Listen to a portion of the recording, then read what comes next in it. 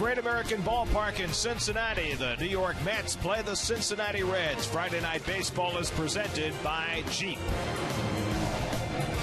New York Mets baseball on SNY is brought to you by Jeep. Visit Jeep.com today. By Cure Auto, 25 years of saving you money. Cure Auto Insurance, drive well. By Verizon, don't miss a moment of Mets baseball on the largest, most reliable 4G LTE network, only from Verizon. By the New York Lottery, hey, you never know. And by Cadillac. Great Mets through history. Bud Harrelson. Rafael Santana. Vance Wilson? Wait a second, I sense a theme. It's the number 3. And a pleasant good evening, everybody, and welcome to Cincinnati. Gary Cohen, Keith Hernandez with you tonight as the Mets play the second game of their 4-game series against the Cincinnati Reds. And yes, the Mets' magic number for clinching the National League East stands at 3. The offense has been a little sporadic for the Mets over the last week, but their hottest hitter right now is Daniel Murphy, and that's never a surprise. Murph's on one of those rolls right now. Well, he's been their most consistent hitter of the season. He's had some injuries this year, hitting .282 for the year. He leads the Mets in RBIs with 69. And 30 of those RBIs are in the 7th inning and later in the game. Third most in the National League. Last 7 games hitting .462. Last 11 games, .370 with 10 RBIs. He's been clutched out last night. He's been clutching out of late. When the team is kind of tabled off offensively, he's been the guy to get the big hits. Murphy had the go-ahead RBI triple in the 7th inning last night, leading the Mets to a 6-4 win. They try to make it 2 straight over the Reds tonight with Noah Syndergaard on the mound. His third start since taking that skip of a start, which seemed to rejuvenate him. And he took the loss against the Yankees, gave up the 2 home runs, a 3-run home run to Beltran and the 2-run shot later, accounted for all the 5 runs. But I thought he threw a great ball game. He's 8-6 coming into this game. He's got 2 more starts before the playoffs. I think he'd like to win both and get double digits in wins. I think it'd be a great season for him. And he dominated the Reds earlier this season. Cincinnati goes with yet another rookie starter. They're 101st this year. That's Anthony DeSclafani, the New Jersey native. Well, his 30th start this year. He has not pitched against the Mets this year. He's 9-11 on the season. Hard sinker, heavy ball. He's one of their better pitchers on this very porous rotation and pitching staff of the Reds. Mets try to inch ever closer to their first division title in 9 years. That magic number again is 3. Trace. Mets and Reds on SNY.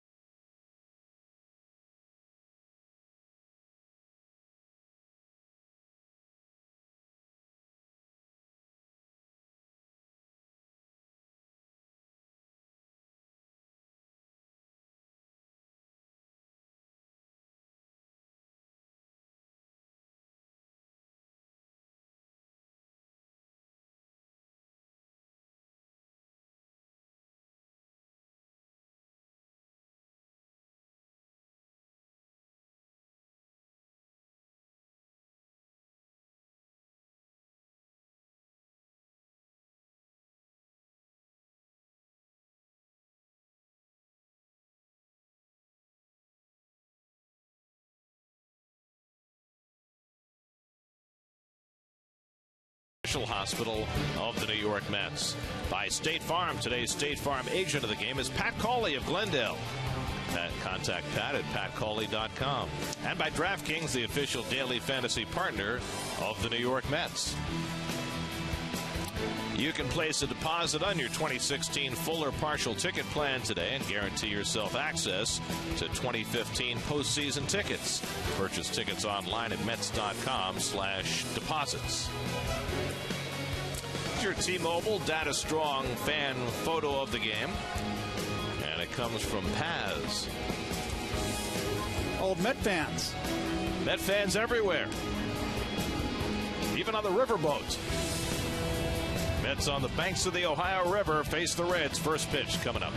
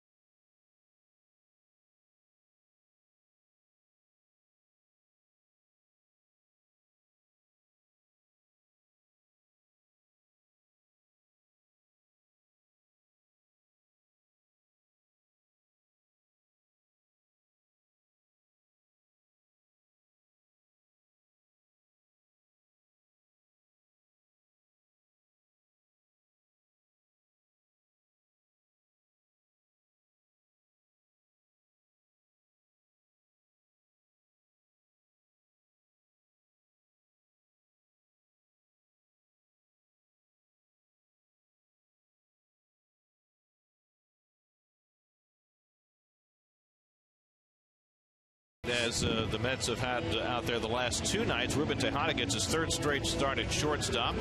Terry Collins says that Wilmer Flores is a little gassed, and Tejada's been swinging the bat well, and he stays in there as the Mets look to move ever closer to clinching the division and take on the Colts Neck, New Jersey native Anthony DeSclafani. Well, DeSclafani originally with the Marlins, Toronto, was in that part of that big trade that sent Josh Johnson, Mark Burley, and Jose Reyes to Toronto, and then the Reds acquired him, last year for Matt Latos. So he's first rookie year here, 9-11 on a losing team. That's a win for a pitcher. Matt Latos, who was just released by the Dodgers. And those were DeSclafani's numbers there. And Coors Light, Adam Duvall gets the start in left. Bourgeois Bruce have been starting so far in this series. I'm not going to try to pronounce Suarez's first name at shortstop. I'll leave that to Gary. Votto, of course, the perennial all-star first baseman. Tucker Barnhart gets the start behind the plate. I know that you do a magnificent job saying Eugenio. I'll leave it up to you. And I didn't forget, there were the Toyota numbers for DeSclafani. Terry Collins said this afternoon that last night's game was huge. Yes. Mets had a little bit of a downer at the end of their homestand, lost 6 of 8, but they're moving inexorably toward their first division title in 9 years. The Phillies and Nats are underway in Washington. No score in the bottom of the first. Mets will have their eye on that. If they were to win and the Nats were to lose tonight, the Mets would clinch at least a tie for the division title and then have just one more to get. Curtis Granderson leads off. First pitch from DeSclafani is in for a strike, and we're underway. Curtis 1 for 5 last night, just 3 for his last 27. And the Reds, as they did last night, put on the shift against Curtis. David Wright on deck. And Granderson takes low and in, 1-1. Beautiful evening, 70 degrees at game time, a few clouds, but no rain in the forecast.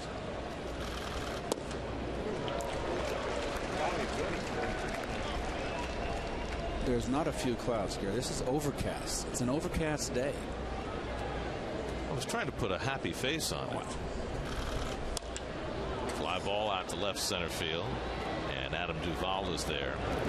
You know, Murph never said overcast. It was just a few harmless clouds. That was really? And he was a meteorologist in the Marines, so he knew clouds.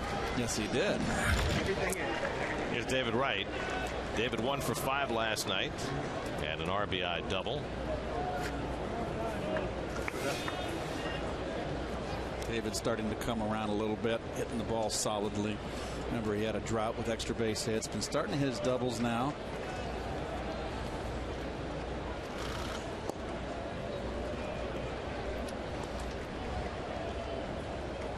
You see what David's done recently. Had the day off during the last homestand, and in 3 games since, he has swung the bat very well. He seems to have responded every time he's gotten a day off. Apparently talked his way out of a day off last night. Well, he told Terry Collins that he feels 100% physically, but they're still going to monitor David carefully. But they want him to get his at-bats too. Little bloop into shallow right. Bruce coming on, and he'll have to play that on the hop, and David Wright has himself a pop fly single. So the Mets have the first base runner of the night. A little duck snort for David Wright. Correct me if I'm wrong, Keith. The one area where David still does not look like himself is defensively. Well, you know, he's got a back issue, and his lateral movement. He's very good coming in, Gary. I don't see any difference in him when he comes in on the bunt or the swinging bunt. He has the agility and the quickness charging, but his lateral movement to left and right is very limited. See David keeping his language clean with Joey Votto as they discuss things at first. Murphy bloops 1 over third, and Frazier goes back to get it. And that's the second out. Well, Frazier made a heck of a play further down the line last night, way down the left field line, but this one was more routine for him. So 2 out and a runner at first. Got inside on Murph's kitchen, came in and got him. Every player has a couple pots and pans. Some have more than others.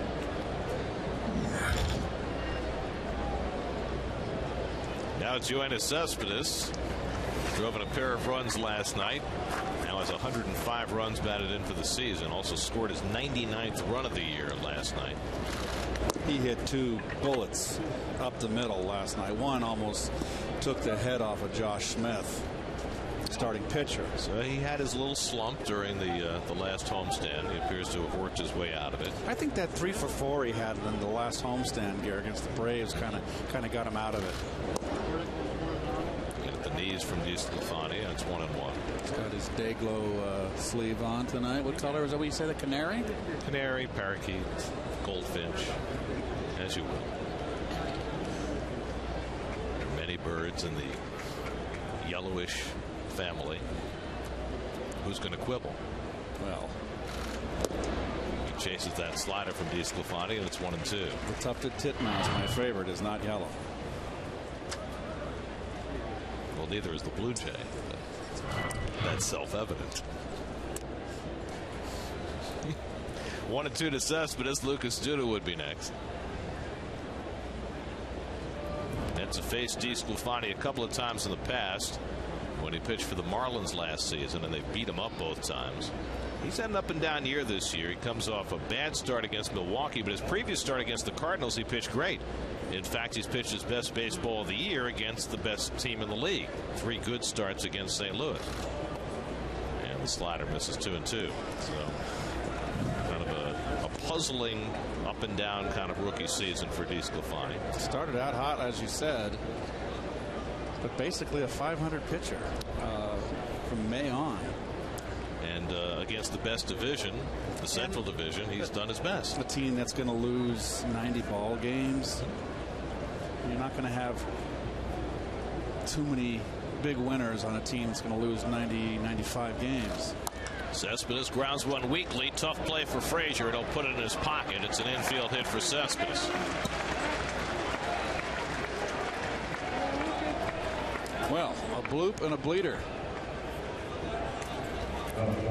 Now all that's required is the blast. Precisely. And Frazier knew he had no chance against Cespedes' speed. So 2 aboard with 2 out, and now Lucas Duda, who's swung the bat much better the last couple of days. Last 2 games, 3 for 5, 3 doubles, 3 walks. Had a pair of doubles last night. Each one drove in a run. 1 to right and 1 to left center. Right at second, Cespedes at first.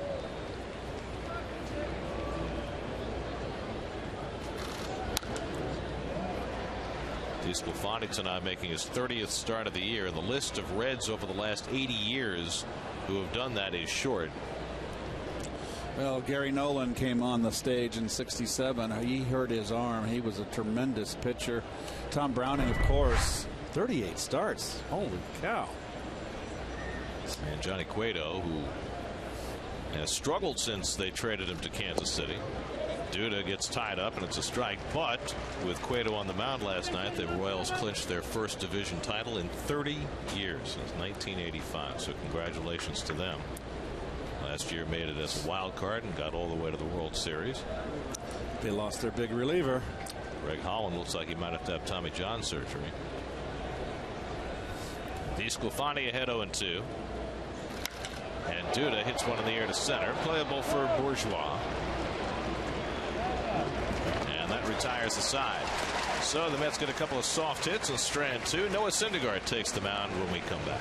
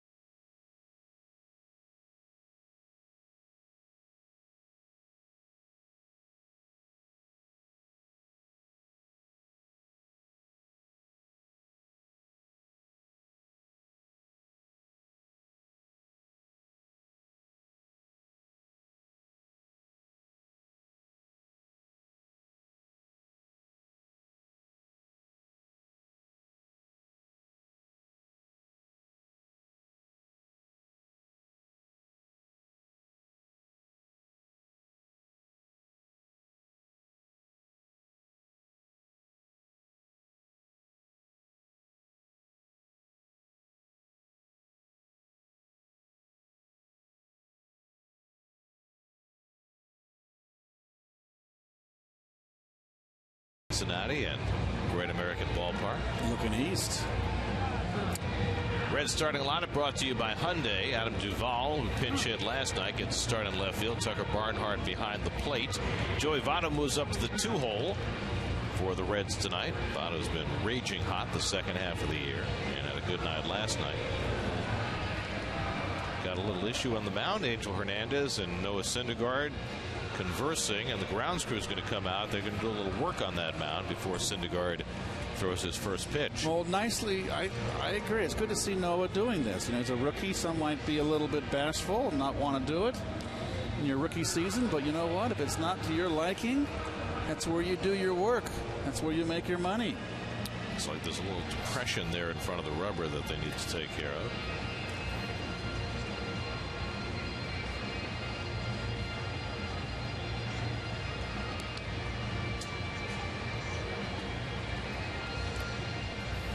Wonder if the moisture on that mound is any kind of an issue.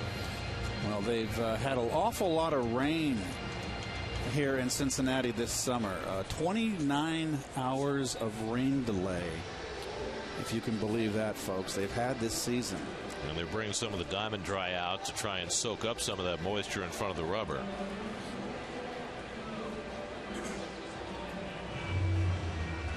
Well, DeSclafani didn't seem to have a complaint in the top of the inning, but clearly it bothered Syndergaard while he was trying to warm up. DeSclafani's 6'1", Syndergaard's 6'8". Well, 6'6" anyway. Meanwhile, in Washington, Jason Worth singled in a run in the bottom of the first, and the Nats have taken a lead on the Phillies 1-0. That game is significant because it might mark the last start in Washington as a national for Jordan Zimmermann, who's a free agent at the end of the year. Well, they've got a lot of guys that are on their walk years there, and that's why they went out and made the moves they made. They were going for broke. They paid a lot of money this year, and a team laid a major egg. Well, Zimmerman's a free agent. Ian Desmond is a free agent. Who else of note can walk at the end of the year? I mean, Worth has more time left in his contract. Scherzer's still there. Denard Span, did he walk? Not certain. Anyway, 7.5 out with 9 to play. Clearly, the Nats have virtually no chance at this point. By the way, Jonathan Papelbon was suspended for 3 games for throwing at Manny Machado the other night, but he's going to appeal the suspension and probably won't serve it till after the Nats have been officially eliminated. So while the Mets try and seal the division title, they also have the Dodgers on their mind. They're a game and a half behind L.A. for a possible home field in a division series matchup. The Dodgers are in Colorado tonight after beating Arizona yesterday. And now the Mets defense brought to you by Lexus. Conforto says it's right-handers here, so it's the big trio there, the Three Musketeers out there in the outfield. Murphy, Tejada, another start as Gary mentioned, and d'Arnaud. This is the lineup that I think you're going to see a lot of. This is going to be the lineup against the right-handers. Mets will face a lefty tomorrow in John Lamb, so give a little different look. Jason Bourgeois leads off. Mound now to Syndergaard's liking, and he fires a fastball inside for ball 1. Bourgeois had the dreaded golden sombrero last night, 0 for 5 with 4 strikeouts. Filling in center field for the injured Billy Hamilton, who's out for the season, is going to have shoulder surgery. Chopper and a kangaroo hop over White's head for a base hit. Second one in this series for the Reds. Bourgeois heads for second and slides in safely with a chopped double. A down-under single. Double, excuse me. Very hard around home plate. It's the second time it's happened, as Gary said. It happened last night. Well, I guess there's not as much moisture around home plate as there is out on that mound, because that was like concrete coming off that bounce. So Joey Votto bats with a runner in scoring position. Votto 2 for 3 last night, having a fantabulous second half of the season. 4-time National League on base percentage leader. Isn't leading the league this year. He's second to Bryce Harper, but second half of the year his on base percentage is over .550, just off the charts. And hitting in the 2-hole, which is the sabermetrics big spot in the lineup according to the stat guys. 30 doubles, 7 straight seasons. Only Pete Rose and the vastly underrated Vada Pinson have ever done that. Nobody talks about Vada Pinson. He was a great player. He certainly and really was. a borderline Hall of Fame. Could fly. First African-American starting outfield in baseball history here at Cincinnati, Old Crosley Field. Tommy Harper. And Frank Robinson. Frank Robinson and Vada Pinson. Syndergaard misses inside, 2-1. Votto's second in the league in on-base percentage, 4th in slugging, leads the league by far in walks. He's already drawn more walks this year than anybody since Barry Bonds set the record. 138 walks this season. Bourgeois, who can run at second base with nobody out. Brandon Phillips on deck. Syndergaard, who has endured some rocky starts this year, beginnings to games, particularly on the road, although it followed him home in his last start when he gave up the 3-run homer to Beltran in the first inning. Trying to avoid that early difficulty tonight.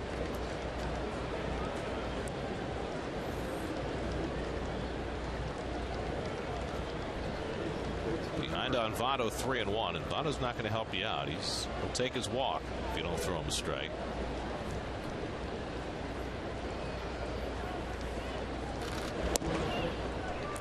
And he takes the changeup for a strike, 3-2. Didn't necessarily think so. Angel Hernandez calling the balls and strikes tonight.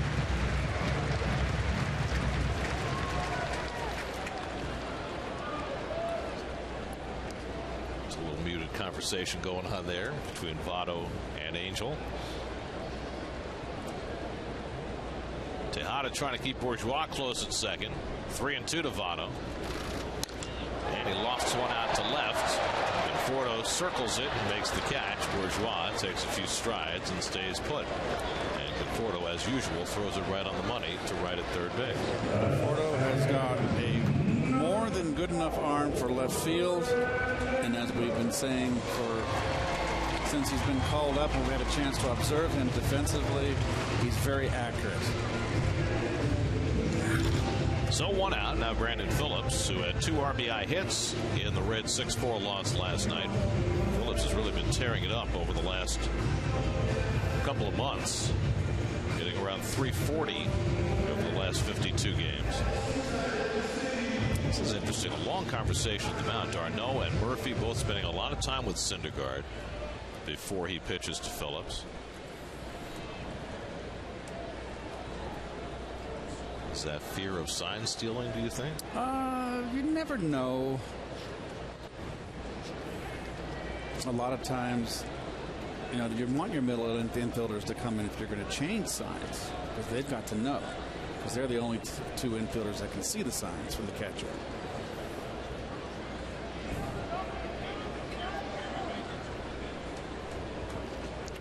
Well, that's been the recent history for Syndergaard. 11 first-inning runs in his last 8 starts. And trying to work around a leadoff double tonight. And the first pitch curveball in for a strike to Phillips. 83, is that what it is? Yes. Yep. Nice breaking ball there. He's incorporated a slider a little more the last couple of starts, a little harder breaking ball. You saw a lot of that in his first start back from that 12-day hiatus. Both he and Matz have really introduced a 4th pitch as this season has gone along, both throwing that slider out to right field, chasing Granderson back a few strides, but he's there. Bourgeois will tag and head to third, and that's the second out. So 2 away. And Jay Bruce.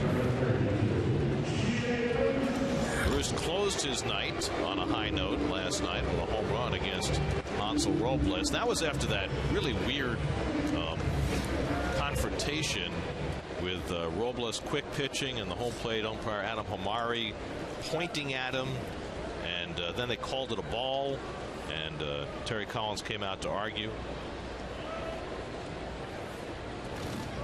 Well, Terry's argument was, and then Terry said in the meeting, the rule book states that if they don't give a hitter time to get ready and they're quick pitch, it is a ball. But Terry's gripe was they called it differently in Philadelphia. They called it no pitch. So Terry's saying, what is it? And then crew chief Ted Barrett said, I'll call and find out. The umpires are supposed to know. Well, it is in the rule book that they can call a ball if a pitcher quick pitches. That's in the air to right center, should be playable. The question is, what's the definition of a quick pitch? And what's the definition of the batter being ready? It's probably more the issue than anything. Granderson makes the grab. Syndergaard gets around the leadoff double. No score after one.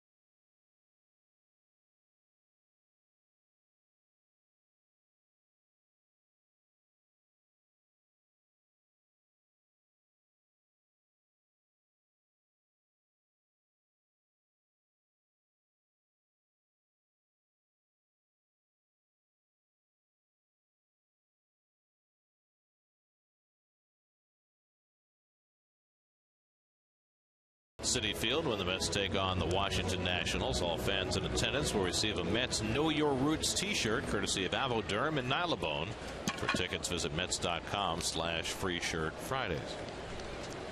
Travis d'Arnaud leads off the second in a scoreless game. Travis 0 for 4 last night. He takes a slider outside from DeSclafani. More conversation between Murphy and Syndergaard. Driven into center field. Bourgeois comes in and picks it off. Hard hit ball by d'Arnaud for the first down. Well, that's a good sign right there. d'Arnaud did not have a good night last night. He took a caller, struck out twice. Thought he was coming out of it, but he was a little slow bat. And even though that's in the paper tomorrow, that'll be an at bat. It's a good at bat.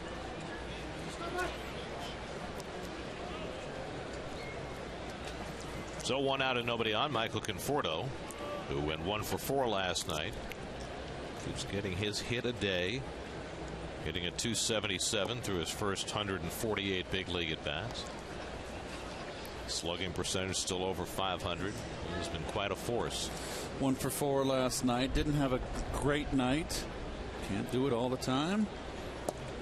They've been pitching him away, throwing him a lot of backdoor breaking stuff. I'd like to see him use left center field. They have the big shift on against Conforto again. It's one of the few teams we've seen do this against Michael.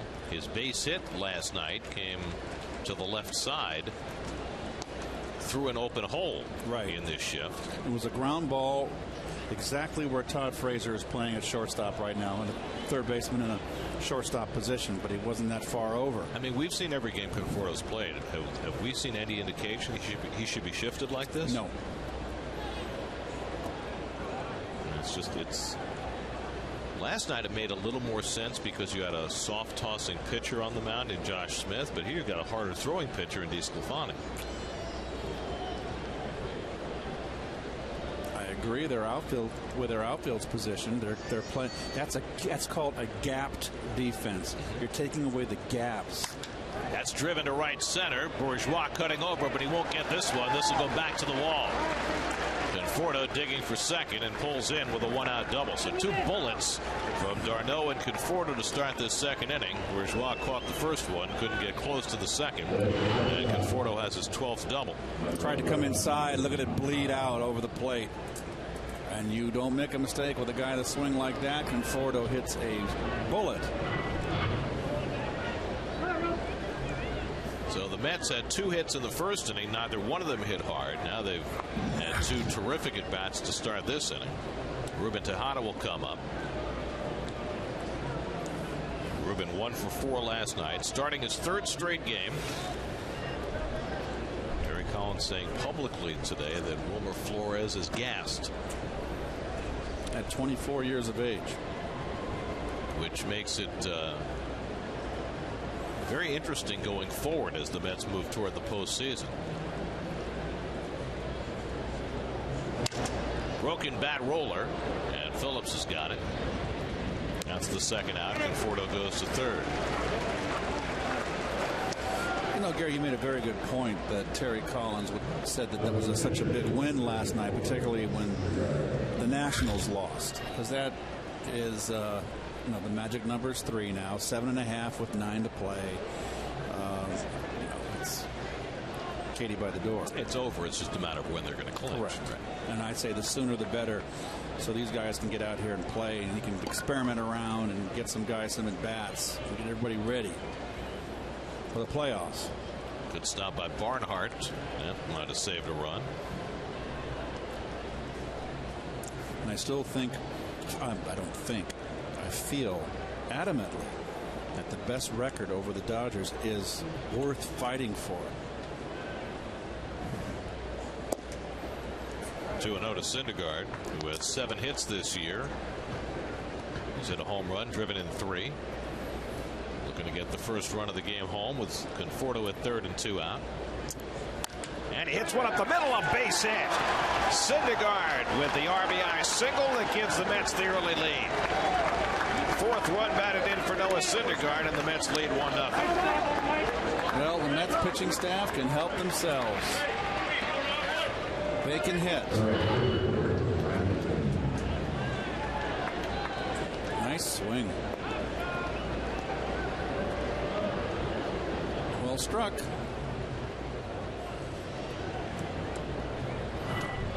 What year was that, Gary, when the Mets pitchers went the longest over? It was last year. Last year? Yeah, last year. DeGrom, remember, came up in May and got the first hit. They were over 63, something like that. Yeah. Things change very quickly. Granderson flying to left his first time up. And the curveball misses outside, 1-1. Gone to the 3rd in Washington. The Nationals leading the Phillies 1-0. You know, I was looking at the Phillies today. Mets will go there after they're here for 3 games starting Tuesday. That's popped up. Retreating is Frazier. Coming in is Duvall, and Duvall makes the catch. The Phillies haven't lost 100 games since 1961. They're only 4 losses away from 100 now. Michael Conforto doubles. Noah Syndergaard singles him in. Mets lead 1-0.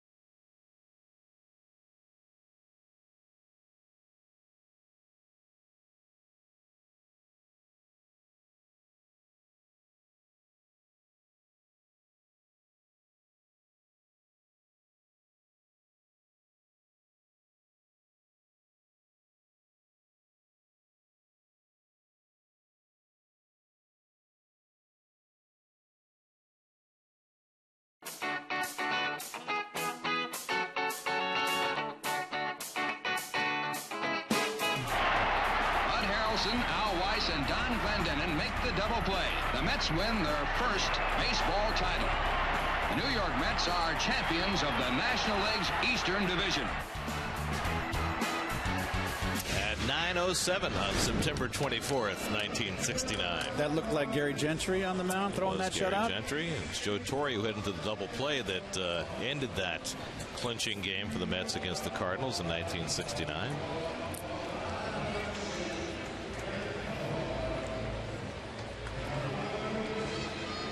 Well, Daniel Murphy is spending a lot of time whispering in Noah Syndergaard's ear. What is going on? Todd Frazier leads off for the Reds in the home second and takes the curveball for a strike. Frazier 0 for 4 last night. 35 home runs, 88 runs batted in, leads the league in doubles with 41. His second straight All-Star season. So they got 2 New Jersey kids in the lineup tonight, the Reds do, with DeSclafani on the mound and Frazier at third base. Frazier from Tom's River. Born in the USA? DeSclafani? Well, he was born in Freehold. Right. Grew up in Colts Neck, which is nearby, a little more close to upscale. Yeah. Mr. Springsteen. Just west of Asbury Park. Frazier, though, a little further down the shore at Tom's River. Gets jammed by Syndergaard. That's 1-2.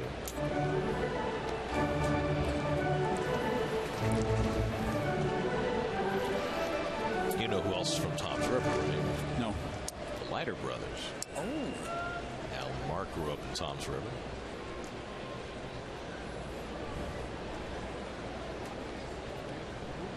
One-two coming.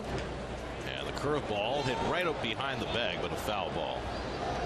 Syndergaard throwing a lot of curveballs early in this game.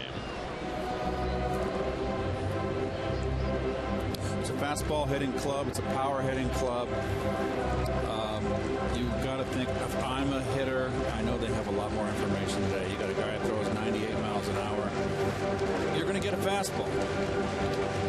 So he's trying to throw a little wrinkle in. No pun intended. Throw a couple wrinkles in there, Gare. Like a Sharpay. Last night was bark in the park. 99 miles an hour. The heat is back. So how about this? In the third inning in Washington, Aaron Altair for the Phillies hit an inside the park grand slam. Oh my. And the Phillies lead the Nationals 4-1. It is just, the sky is falling. I mean, how many inside the park grand slams have you seen in your life? And in that ballpark, it had to be in that funky corner and that left center, central to the little to the left, the deepest part of the park, has that weird angle. Syndergaard strikes out Frazier, his first strikeout of the night.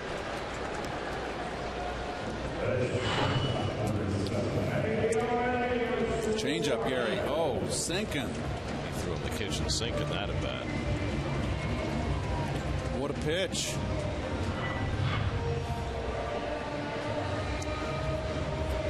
Unfair. So 1 out and nobody on now. Eugenio Suarez, the Cincinnati shortstop, takes a fastball for a strike at 98 from Syndergaard. Suarez made his debut on June the 12th for the Reds after Zach Cozart went down for the season, and he has been very good. And he lofts that one into shallow left center, cutting across Conforto, but he misplayed it, and it's in. And Suarez will stop at first. Well, that's the first ball that we've seen Conforto misplay. He lost that in the lights. I don't know. He just took a bad angle to it looked like. Certainly was there in plenty of time. Bit of a mystery. Not in the right place. They're going to give Suarez credit for a base hit. Yeah, it's got to be a base hit. I guess. Certainly a ball that appeared it should have been caught. So that's the second hit against Syndergaard. Nicely backed up by Cespedes. Here's Adam Duvall getting the start in left field tonight. He pinch hit and had an RBI single last night. Duvall acquired from the Giants at the trading deadline in the deal that sent Mike Leake to San Francisco. Reds stripped down their pitching staff, dealt Cueto to Kansas City, Leake to San Francisco, left themselves with an all-rookie rotation.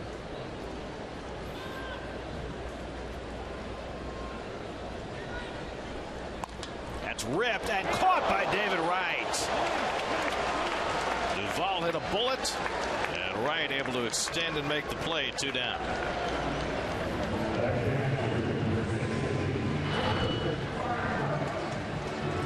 Ripped by Duvall. Fortunately, not high enough. David makes the nice play. So 2 out. Suarez still at first. Now the number 8 hitter, Tucker Barnhart. Reds are one of the few teams I've ever seen that has 2 switch hitting catchers. Brian Payne started last night, and Barnhart starting tonight. Barnhart takes a fastball for a strike at 99 miles an hour. 62nd game Barnhart has started this year. It's from not too far away in Brownsburg, Indiana, about a 2-hour drive from Cincinnati.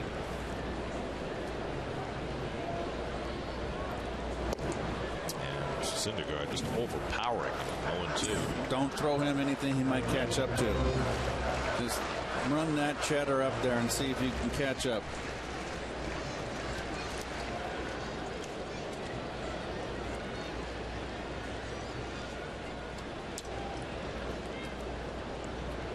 Coming, and Barnhart on 3 fastballs is deposited quickly. Demoralized. Second strikeout for Syndergaard. That gets him through the bottom of the second after being given the lead. He is firing tonight. 1-0 Mets after 2.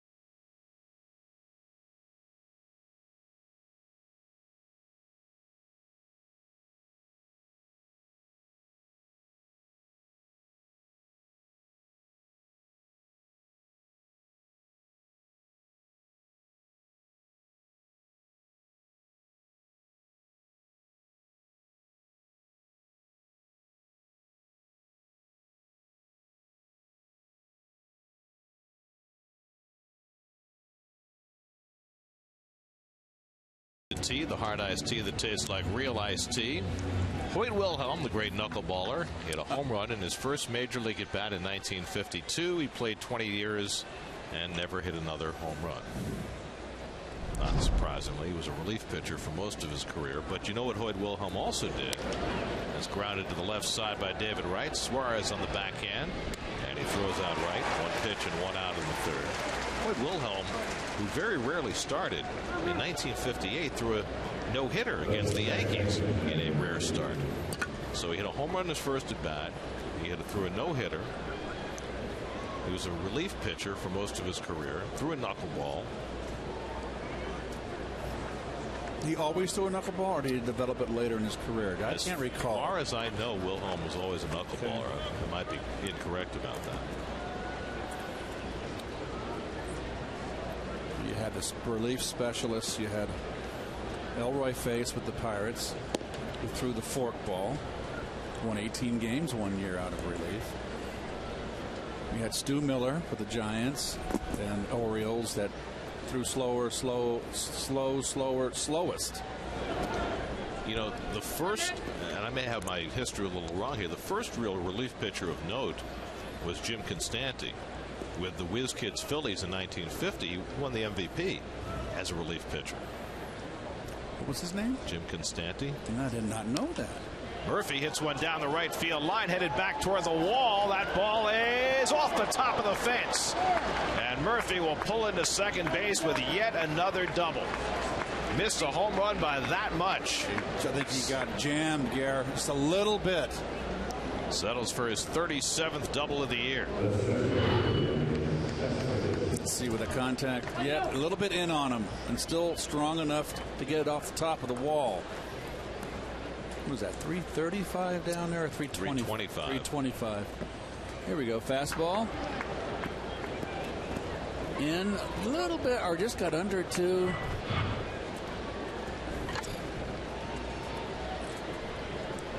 So the Mets have a runner in scoring position for Cespedes, who topped a grounder to third for an infield hit his first time up.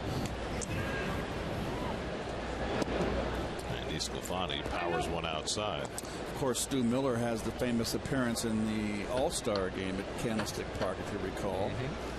I forget the year. Was it early 60s? 62, got blown off the mound. He got blown off the mound. His hat was blown clear to the cyclone fence in dead center field.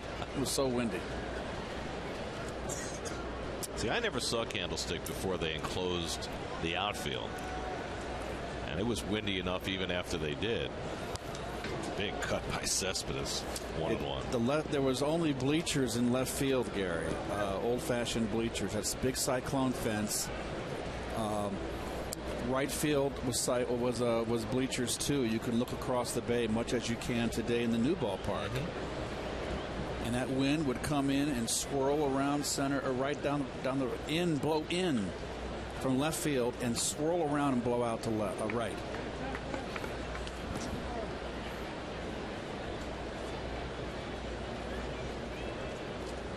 Cespedes finally asked for time. It's one of the great feats of engineering, what they pulled off in the new ballpark in San Francisco, that they've been able to create a bowl which prevents the wind from being much of a factor, even though it's just as windy there as it was at Candlestick. Little flare into shallow right. Bruce coming on. He'll play that on a hop for a base hit. So 2 soft hits for Cespedes tonight. Murphy stops at third, and the Mets have runners at the corners with 1 out. Well, it's a tough call for Murph, because there's 1 out and you don't want to get doubled up. So it's either you go or you don't, and he played it safety first, and I can't give him. I don't know why he stops and halts once he's there. He second guessed himself a little bit. I think. 3/4 of the way to third. So first and third and 1 out. It's really not funny, Garrett, but it's amusing. Met fans love it, and that's all that matters. He does something every day that just makes you smile. He's our Charlie Chaplin. Sclafani missing badly with a curveball. 1-0 to Duda, who flied out his first time up. But the thing about Murph is he does things to make you scratch your head, but he just rakes.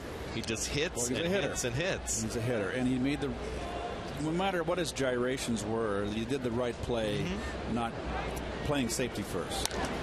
Duda hits one out to left field. That's deep. Back goes Duvall to the warning track, looking up, and it's out of here. Lucas Duda goes the other way for a 3-run homer. Number 23 for Duda. And the Mets have a 4-0 lead in the 3rd inning. Wow. Duda, a good night last night. Get him going and get him going with the power. What a big plus that would be.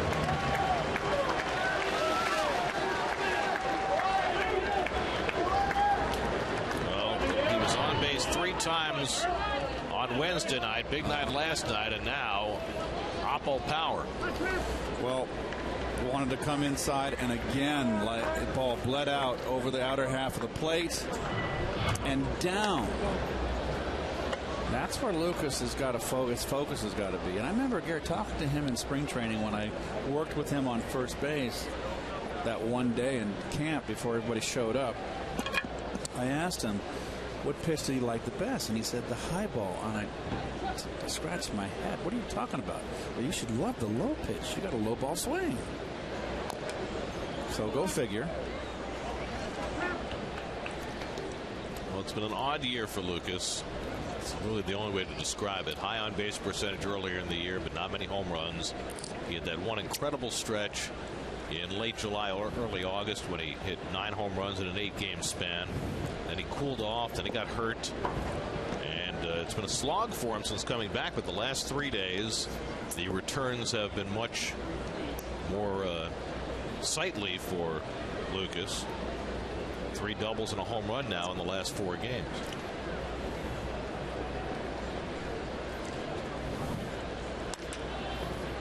Garneau tops one to Phillips, and that's the second out. Take a look at Lucas's swing again. Watch his big leg kick. It's just all about Lucas is staying back and waiting, and I really think he should really focus belt and down and lay off that high pitch, particularly up and in. There's Michael Conforto with 2 out and nobody on. Conforto drove a double to right center his first time up.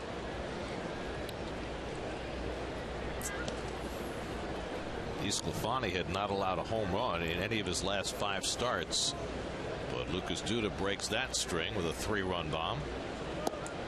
2-0 now to Conforto. He should just pitch him against the Cardinals. For some reason, he's got St. Louis's number. Popped up. Frazier back. And makes the catch going away to retire the side. But Lucas Duda drives one the other way. And that gets the Mets 3. And they lead 4-0.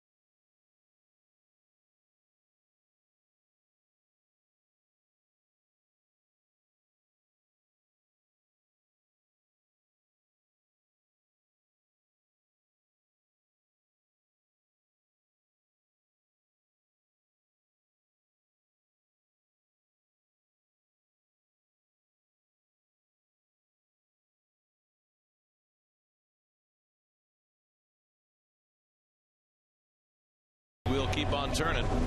Oh, Credence. Your Mets Power Pitchers of the Week brought to you by East Coast Power and Gas. Noah Syndergaard top of the charts in starters fastball velocity this year. Matt Harvey checks in 4th on that list. I would not question that at all. DeSclafani has 9 hits this year, so he's a pretty good hitting pitcher.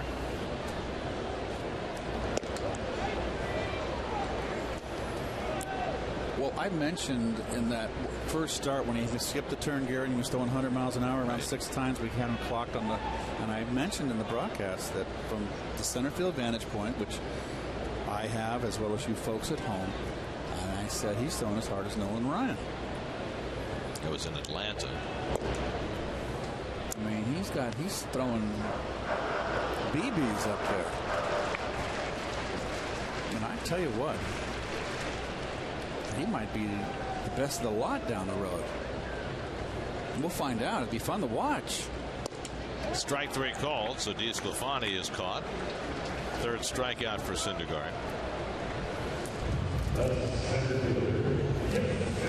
Well, Gare, what makes me say that Syndergaard might be the best of the lot, and that's high praise, because this is a very talented group of starters and the Mets have, is that no one throws harder than him. At this point, Harvey's more polished, but he throws consistently 98. He's got an excellent breaking ball, and he's got a great change. If he learns to get that changeup and be as refined with his changeup as he is when he's got his curveball working, and he has all 3 pitches, if he can get them all together on a consistent basis, he's got lights out stuff. I wouldn't want to face him. I'd have to really go to bed and get myself all prepared for a battle. When you say that Harvey's stuff is more refined, what exactly do you mean? Harvey's a polished pitcher. Right. He's got all of his command of his pitches. Duda can't make the backhand play as the ball came up, and Bourgeois is aboard.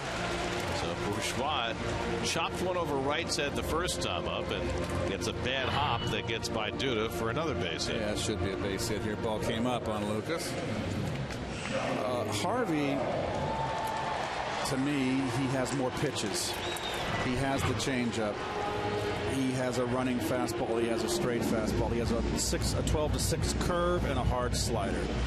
And Harvey's like a 10-year veteran. He's very polished. He has command of all of them. So he has more pitches. Syndergaard's stuff is so overpowering. He's got 3 pitches, even though you said he's beginning to work on a slider. Okay, fine. I don't think he needs it.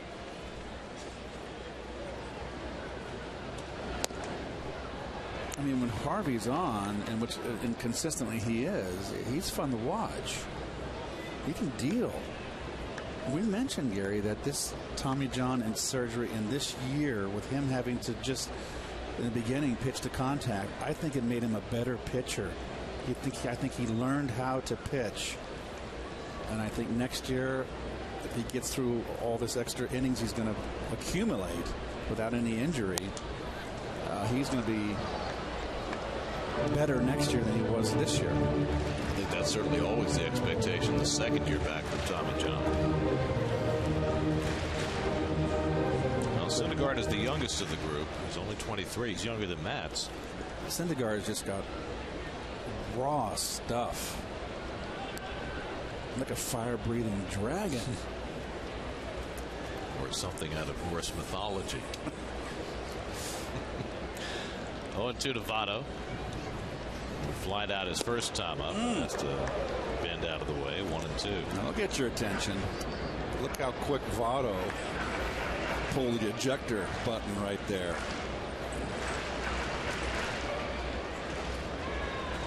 And he's going to have to get more set in there. He can't get up there and be that relaxed.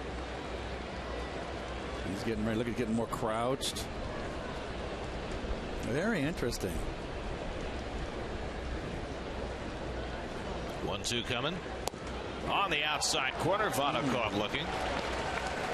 It's nothing like a little up and in fastball to move a hitter off the plate, and it doesn't happen a lot. And look what it did in the outside corner. Caught probably the best hitter in the game, one of the best, certainly.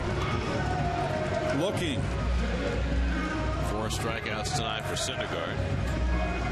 2 out. Bourgeois still at first, and Brandon Phillips will dig in. Phillips flied out his first time up.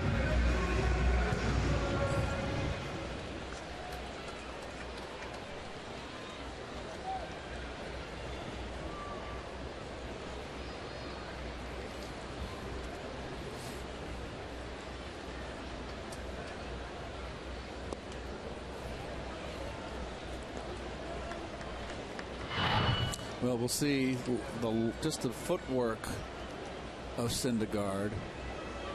It's very upright. His feet are together. Almost taps the ground. It hits with his heel and then down. Doesn't really push off with his back foot. That's how great his arm is. He doesn't really drive off the mound like Seaver did. Not as long a stride as a guy like DeGrom, who really uses his legs. He's just got a great arm. Phillips pops it up. And Tejada takes charge. Side retired. A couple of strikeouts in the inning for Syndergaard. He's through 3. Another unhappy customer. Sorry, Brandon. 4-0 Mets.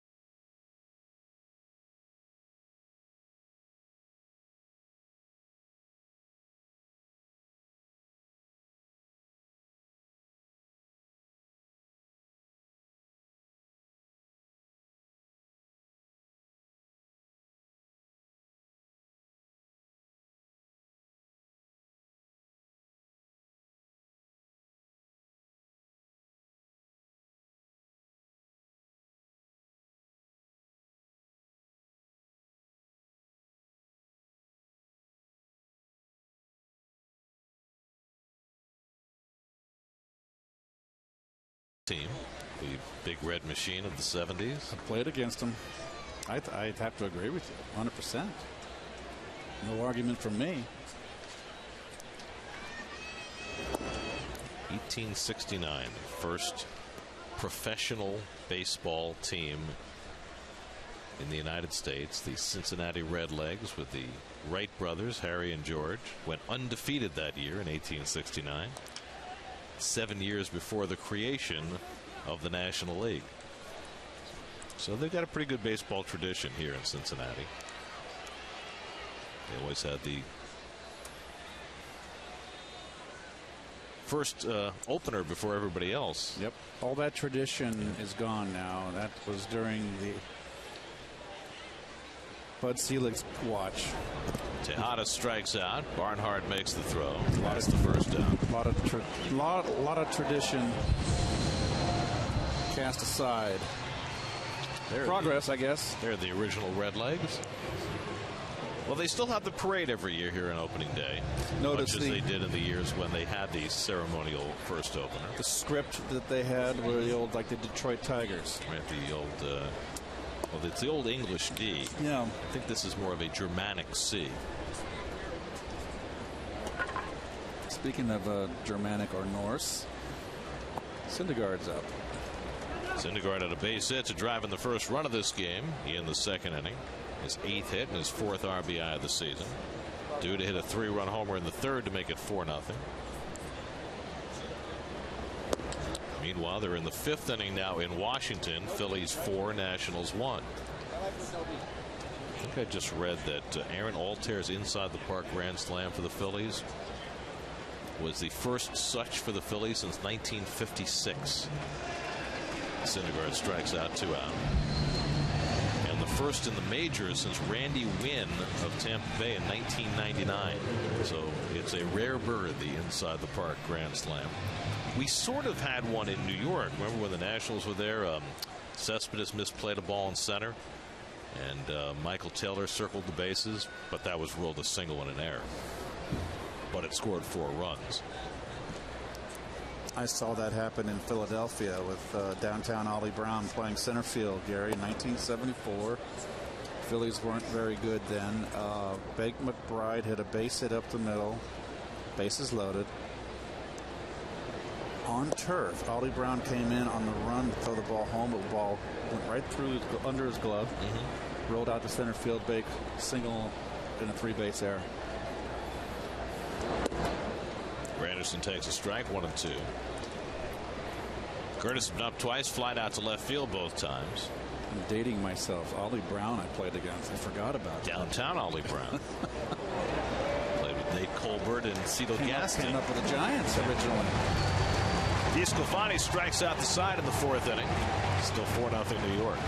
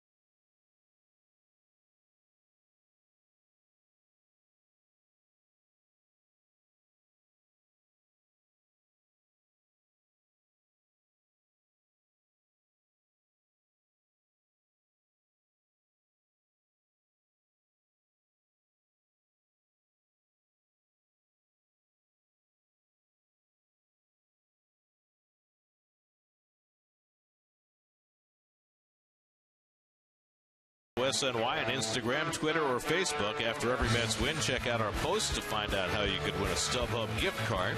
Follow SNY today and don't miss out on the SNY Social Sweepstakes presented by StubHub. Jay Bruce leads off the home 4th inning against Noah Syndergaard and takes a fastball for a strike. Syndergaard has got it humming tonight. 4 strikeouts through the first 3 innings, sitting at 98, 99 miles an hour for the most part. Bruce flied out to right field his first time up.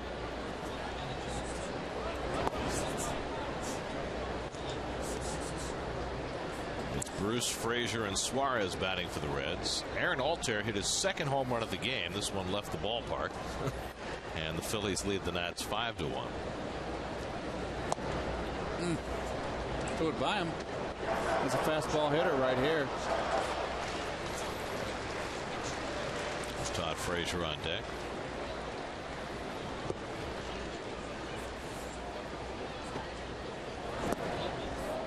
Changeup misses. 2-2.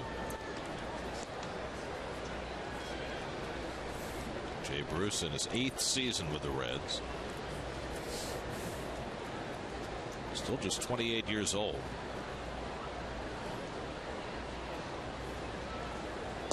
And the fastball gets him looking at 99 on the inside block. That's a lock of the valves right there. 5 strikeouts for Noah. And it's inside paint, and oh, I can't do it. I cannot do it. Wow, what a pitch.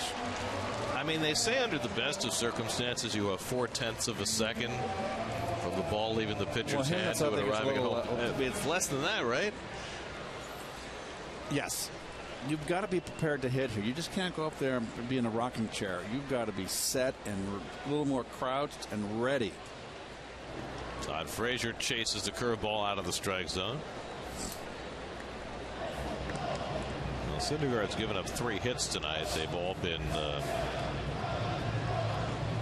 soft. But he has been dominating the Reds tonight, much as he did the first time he faced them. He went 8 terrific innings against the Reds. Didn't have a big strikeout game that night. 2 breaking balls, wicked. That's his start back in June when the Mets swept a 3-game series from the Reds. Well, 3 decades ago, this stallion here would be going 9 innings, complete games, and wouldn't be the worse for wear. Well, who knows? Someday, maybe that pendulum will swing back a little bit, and the pitchers who are capable of going deeper into games might be allowed to, or maybe not. Eugenio Suarez on deck. 0-2 to Frazier, and he just got a piece of that to stay alive. Matt Harvey's going to pitch tomorrow for the Mets, and if everything breaks right tonight, tomorrow could be a possible clincher for the Mets. And yet Matt is only going to throw a small number of innings. We think 3 or 4, maybe at the outside 5, but it's not going to be 6, 7, or 8, that's for sure. So it's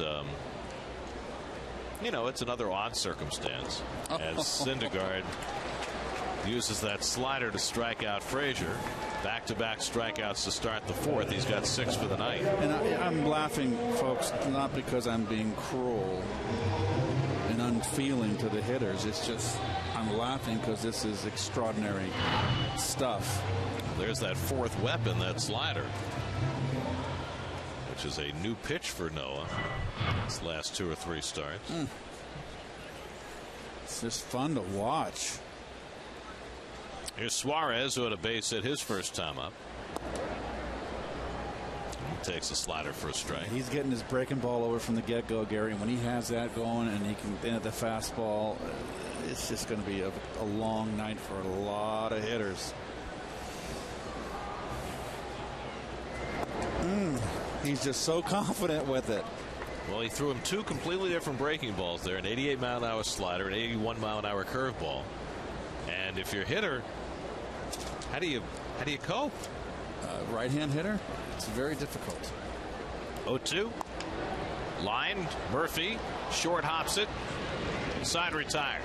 1-2-3 inning for Syndergaard, his first of the night.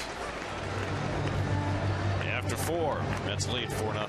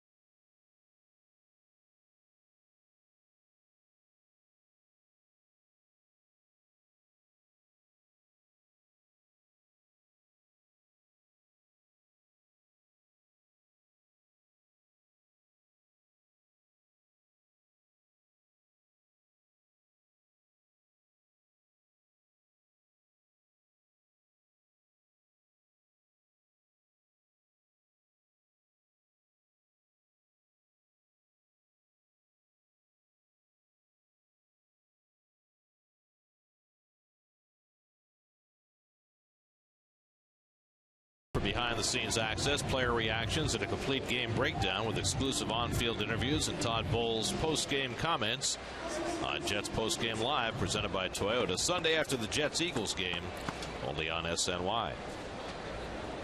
David Wright leads off for the Mets in the 5th inning. David is 1 for 2 tonight, a bloop single back in the 1st. Phillies now lead the Nationals 6-1. Darren Ruff with a home run. That game is in the 5th inning. So it appears as though the Mets may get some help tonight in reducing their magic number even further. It just seems like the Nationals have succumbed. They've been swamped, awash, swept away. 1-2 to right. The biggest series of the weekend is in Houston, where the top 2 teams in the AL West are getting together. The Rangers swept 4 from the Astros a week and a half ago. David pops one up, and Suarez calls for it. 1 out. Scott Kazmir is pitching for the Astros tonight against Giovanni Gallardo, and Texas has a run in the 1st inning. Well, you see Texas 8-2, Houston 3-7 the last 10 games. It's a big swing. It's only a 3-game series, so even if the Astros sweep, they'll still be out of first place. But if you're the Astros, you also have to be concerned with what's behind you. They're in that second wild card spot, and the Twins and Angels are each only a game and a half behind the Astros. So not only can the Rangers put that West Division away, but they could knock Houston completely out of the playoff picture. They've only got a 1-game lead in the loss column to both teams. Murphy takes a strike, 1-1. Murph doubled high off the fence in right field in the 3rd inning and scored a run. He's 1 for 2 tonight. Now it's an 8-game hitting streak.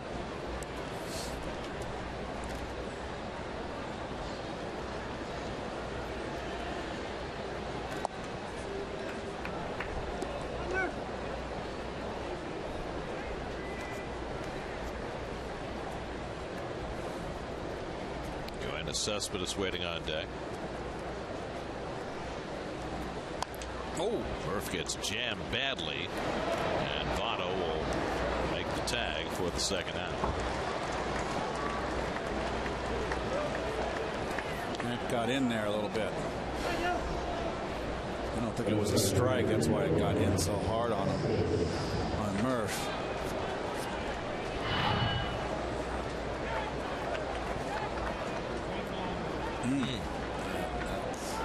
Lucky that bat didn't break.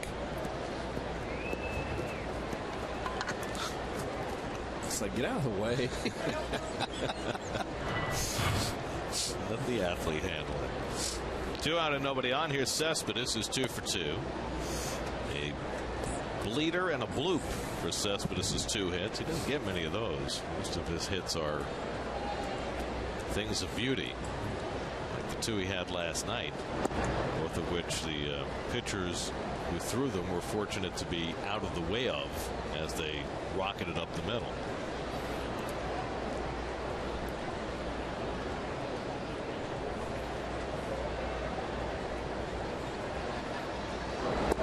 And the curveball bends in for a strike, 1-2. Pirates beat the Cubs this afternoon, which kept the Cubs from clinching a postseason berth for the first time since 2008. They could clinch tonight if the Giants lose. St. Louis and Pittsburgh are already in. Derek, was it Cole? Was it that was a starter? Yeah, Cole won his 18th. Outdueled John Lester this afternoon.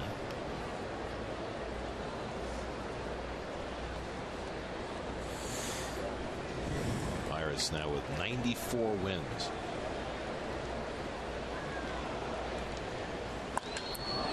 Line to left, but right at Duvall, and that retires the side. So DeSclafani's retired 8 in a row, but the Mets lead 4-0 halfway through.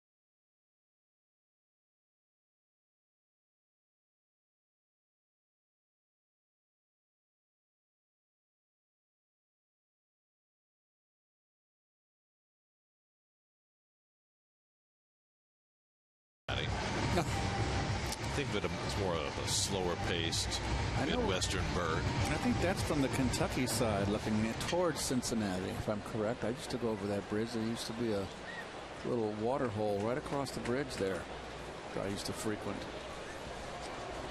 Where you drank water?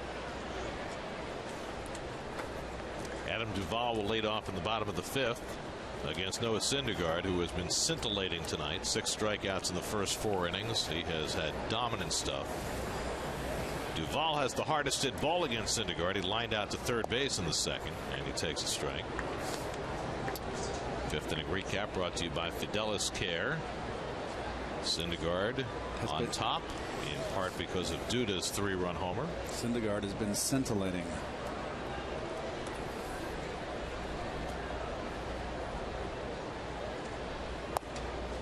Overpowers Duvall, and it's 0-2.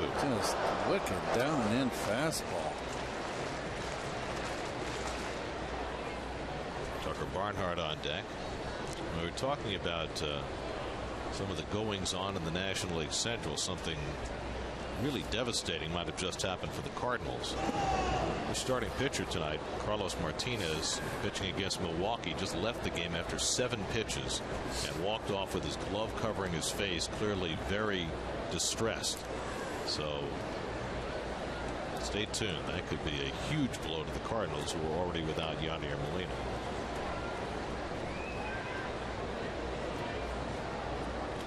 One-two coming, and the curveball struck him out. 7 strikeouts for Syndergaard, 1 down in the 5th. This is unfair. And that's not a great breaking ball. I just got it away enough. It was up. It's more like a slider, but he's throwing so doggone hard. So 1 out. Here's Tucker Barnhart, who struck out his first time up. Threw him 3 fastballs, and he starts him off this time with a curve for a strike. He's so confident right now, Gary, with all 3 of his pitches. His changeup has the least command. His fastball and his curveball are stellar.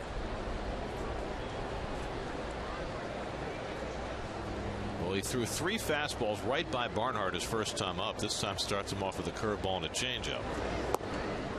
And another changeup, and it's 2-1. Stop getting cute here. Let's just go after this guy. Pitcher spot due up next. Brennan Bosch has come out on deck to pinch hit. They have Sam LeCure up in the bullpen. So it looks like DeSclafani's night is done. Broken bat grounder. Murphy handles it. 2 out. 7 in a row retired by Syndergaard. And now Bosch is going back in the dugout, and DeSclafani's going to bat. So much for that. 2 outs, nobody on. Agreed.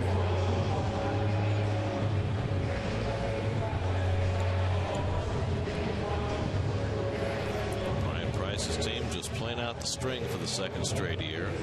These have not been 2 good seasons for the Reds since Price took over as manager.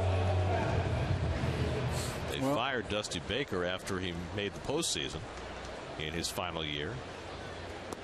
And now Dusty's name has emerged as a possible candidate for the job in Miami.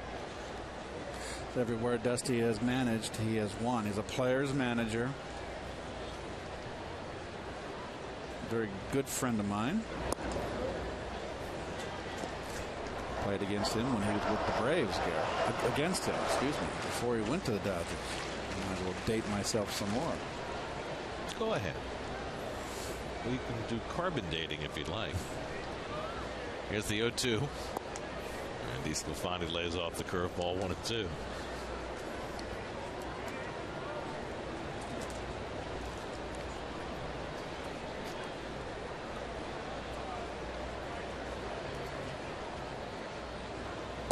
Another strikeout for Syndergaard. That's his 8th of the night as he blows away DeSclafani. He is in firm command, 4-0 after 5.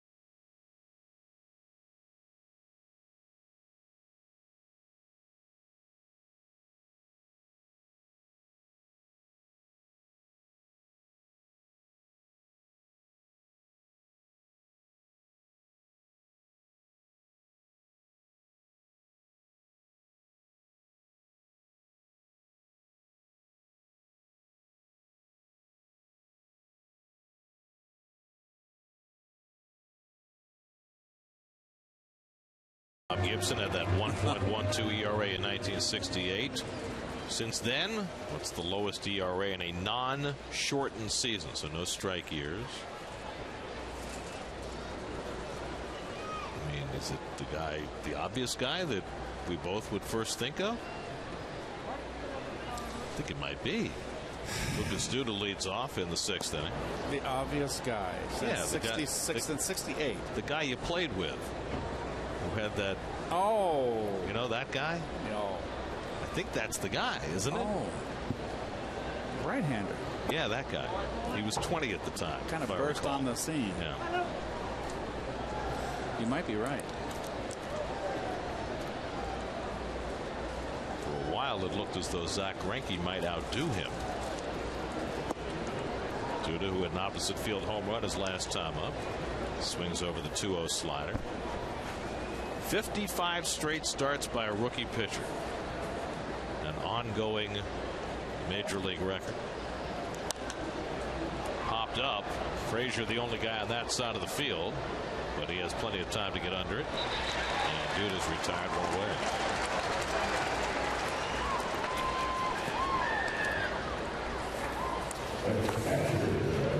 What's Greinke at now? He's at 1.65. So that's not as good as the guy we're talking about. What was his number? 1.53. Was that what it was? God, I gotta go look at that Stratomatic card. Around 280 strikeouts that year too, something like that. D'Arnaud bounces one foul.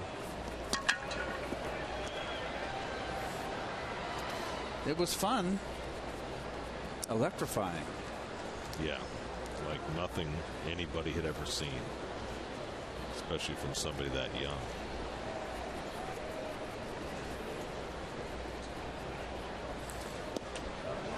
One and one to D'Arnaud. I mean, he was Gary. He was a draw on the road. People come out watching. Yeah. Let's see. Are we right? I don't know. We're right. Yep. See, sometimes the obvious answer is the right answer. See, I absolutely forgot that Doc had an ERA that under 2. Oh! And D'Arnaud gets hit in the back by a ball that clearly slipped out of DeSclafani's hand. It was a hanging curve slider. So the Mets have a 1-out base runner. Got him on the shoulder. DeSclafani had retired 9 in a row before hitting D'Arnaud. So the Mets have a base runner and Conforto at the plate. You know, when I think about, you talk about Doc being a draw on the road, there are only a few guys that I can remember who were like that. Vida Blue, when he first came up with the A's. Electrifying. Fernando, when he came up with the Dodgers. Fernando Mania. And the only other guy I would put in that category was Mark Fidrich, that one great year with the Tigers. Because he had all the antics on the mound. He had that super year. I mean, those guys just seem to transcend the sport and capture the nation's imagination in a way that was much more than just being a great pitcher for their team. And I think that's what Doc brought as well. Think of anybody else who fits in that? Curveball in for a strike, and it's 0-2. I don't think there's anybody today that has, you know, things are different. I mean, Kershaw, I think, may be about as close as it comes. I think people, you know, who are not Dodger fans pay attention when he pitches.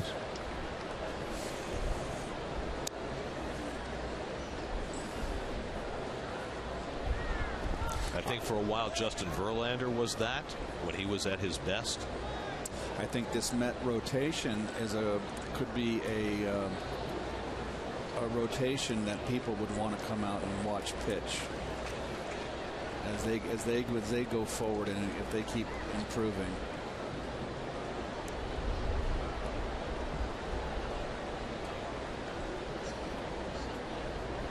One and two to Conforto.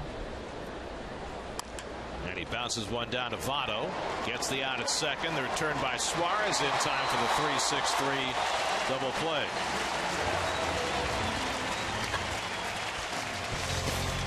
Votto starts it and gets Mets back for the finish. Still 4-0 New York.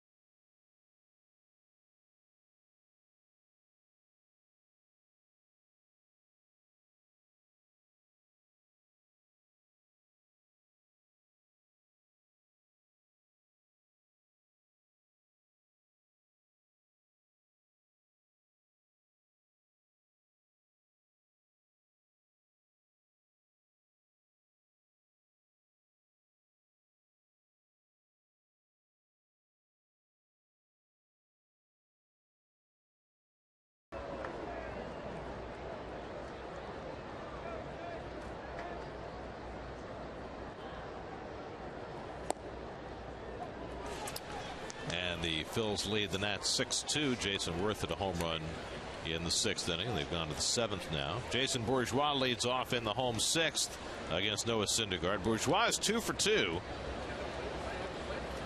A couple of bouncing balls that have gone his way. He chopped one over David Wright's head for a double in the 1st and got the benefit of a bad hop to get one past Duda in the 3rd.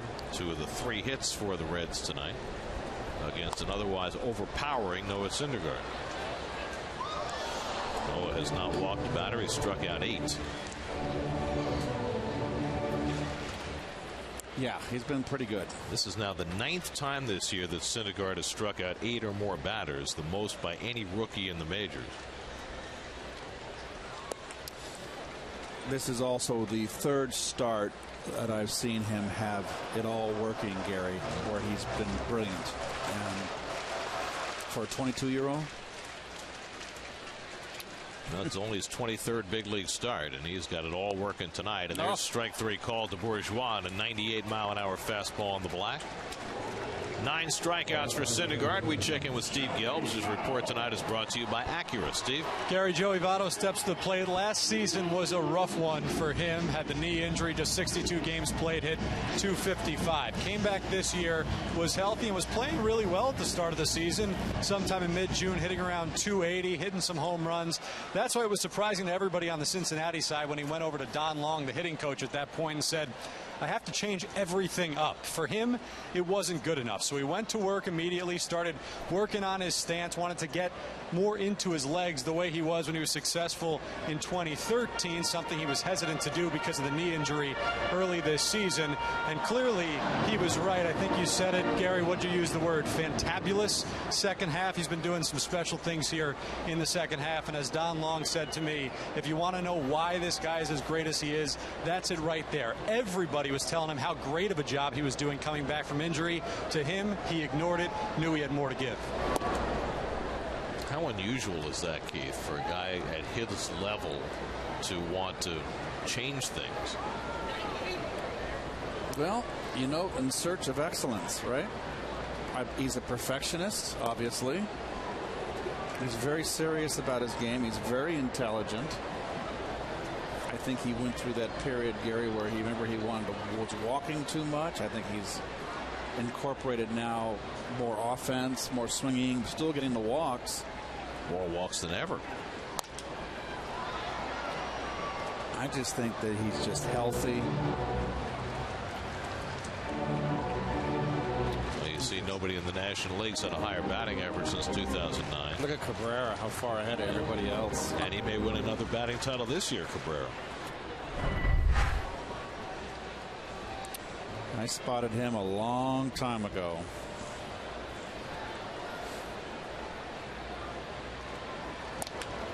Otto rolls one out to Murphy. And an easy second out. And Syndergaard just keeps rolling. That's 10 in a row he's retired without a ball leaving the infield. Change up. Off the end of the bat.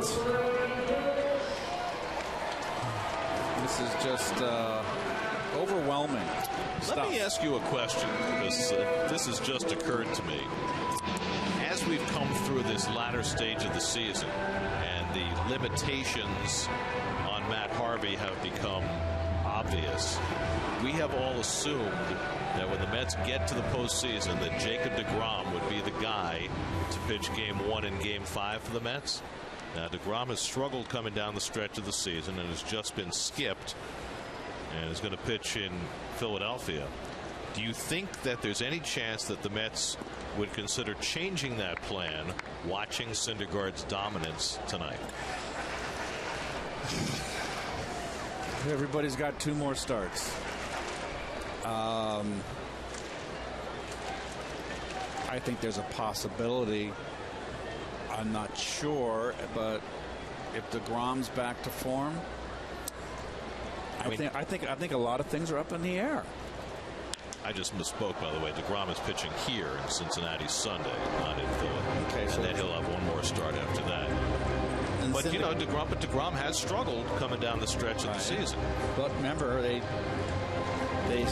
skipped a turn with Syndergaard. He came back throwing 100 miles an hour. He has been awesome since that return. And Terry mentioned in his office, Gary, ground ball to Tejada, nice backhand. Terry mentioned that Syndergaard didn't want a rest, and Terry felt he didn't need a rest. But he's looked great since he's come back. He certainly has. We'll see whether it does the same for deGrom. But Syndergaard's been great tonight. 6 scoreless innings with little effort. Let's lead 4-0.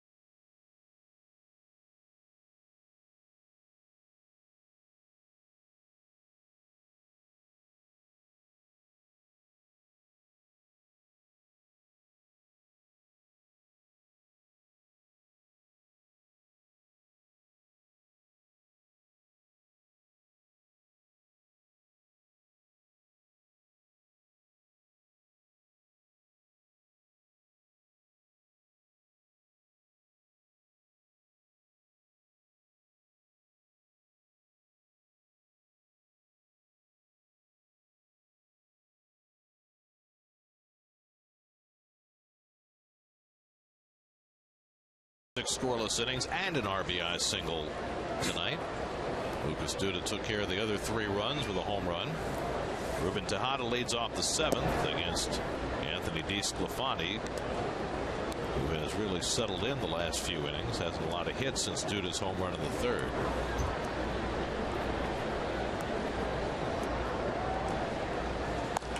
That's hit hard and right under the glove of Frazier. Tried to play it off to the side, and it cost him. Tejada's aboard. We'll see how they score. It's got to be an error. He was caught flat-footed. I'll guarantee if a red hit it, it would have been scored a hit, the way they score things here. Oh, boy. Just not ready to. I think he was on his heels. That's an Ole. Give him a cape. Ball stayed down right underneath them. Toro. Wait to see how they score it. They have not decided as of yet. Syndergaard comes up. He had a base hit to drive in a run in the 2nd, struck out in the 4th, and they have scored in an error on Frazier. Syndergaard pushes a bunt. Nicely done. Frazier's play will have to be to first. 5-4 on the sacrifice, moving Tejada to 2nd. Your Cold Hard Facts brought to you by Coors Light. Well, the Mets have had a great time of it here at Great American Ballpark, where they're 24-15 all time, and you look at the runs scored and you can see why. 5.2 runs per game, second only to Coors Field as an offensive venue for the Mets. This is the 3rd venue where the Mets have played the Reds in Cincinnati. Crosley Field, which was the Reds' home till the middle of the 1970 season, then Riverfront Stadium. The Mets didn't have nearly as much success in either of those 2 venues as they've enjoyed here. I missed all those old parks, except the World Series in Milwaukee County Stadium in '82, where Aaron Matthews and that spawn played. When you talk about the old parks, you're talking about Crosley Field. Connie Mack Stadium. Connie Mack. In Philly. The old Sportsman Park in St. Louis. Yes. 2-0 to Granderson. Seal Stadium. Did you ever go to a game there at Seal Stadium? No. Never did. Which predated Candlestick Park as the Giants played their first season there, correct? That's drilled down the right field line. Granderson's got an extra base hit. Tejada will score easily, and Granderson pulls it at second base with an RBI double. 5-0 New York. Curtis had been struggling, just 3 for his last 30, but he drilled that for his 31st double of the year.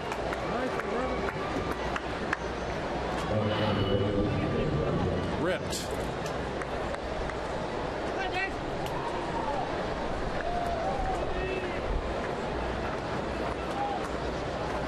So the Mets take advantage of the Frazier error to cash an unearned run. Now a 5-run lead. And where's the location? Fastball, 2-seamer, right down Broadway. He's been hurt on his fastball to the left-hand hitters. David Wright is 1 for 3 tonight. Barnhart's going to go out for a conversation with DeSclafani, who's about to throw his 90th pitch of the night. Let's see, they're in the bottom of the 7th now in D.C. with the Phillies leading the Nationals 6-2. How about Mike Pelfrey tonight, pitching for the Twins in Detroit? He's got a 4-1 lead in the 6th. Big game for the Twins, a game and a half out of a wild card spot. Texas with a 3-0 lead on Houston in the 2nd. This has been a breakthrough season for the Astros, but it might be getting away from them. Wright takes the curveball down. And think about what Texas did. They were a couple of games under 500, approaching the trading deadline. They made the deal for Cole Hamels, and they took off from there. What has Hamels' record been for them? He's been great. I don't know what his one-loss record is, but he's been wonderful.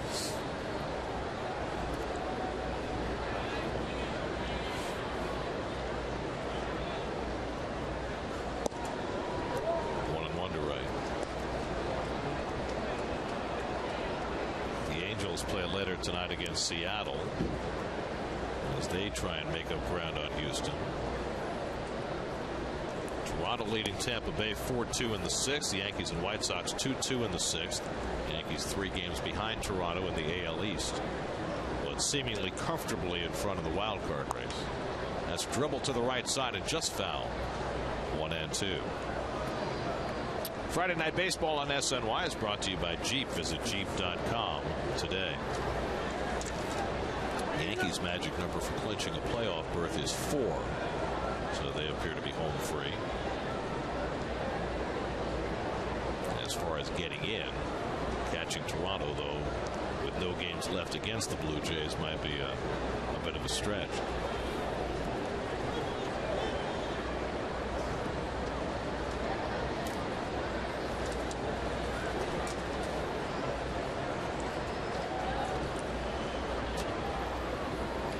Two coming to right, and that one forces him to vacate. Granderson will go to third. David ducking out of the way of a breaking ball that sailed over his head.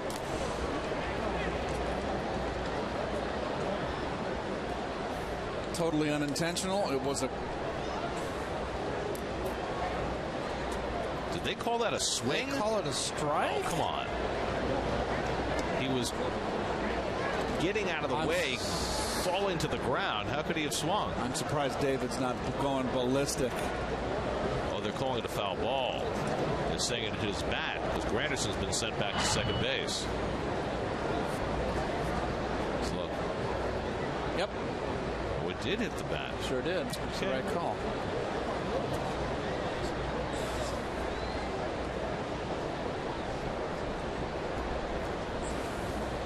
Did it hit the bat or did it hit the glove? It's not a challengeable play. Foul ball's not something the Mets can challenge. What's Terry can ask the umpires to review it.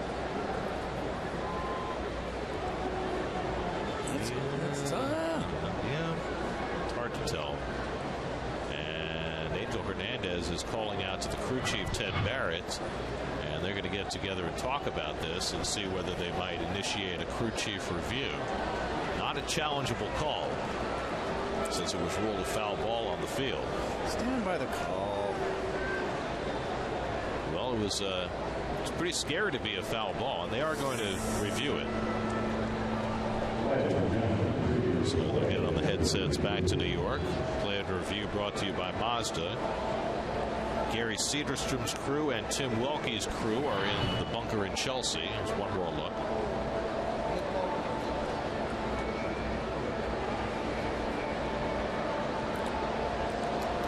The more I look at it, Keith, the more I think it might have hit the glove and not the bat. Well, they're going to have every feed in Chelsea take a look at this. Oh, I think it hit the bat. I do. Do you? I think it changed direction there. Well, it could have changed direction with the tip. I don't think it hit the glove. Didn't I? Tough call. I don't think it hit the bat. Is it conclusive evidence? I don't know.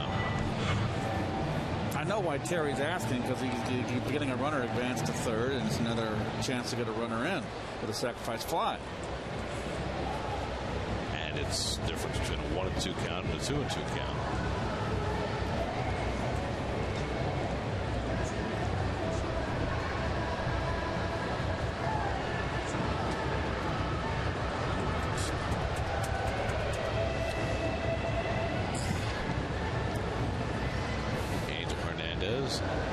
Ted Barrett on headset.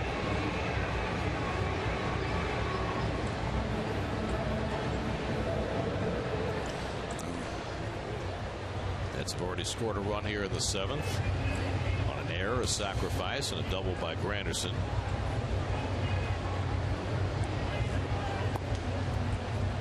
Good time for Curtis to catch up with Brandon Phillips.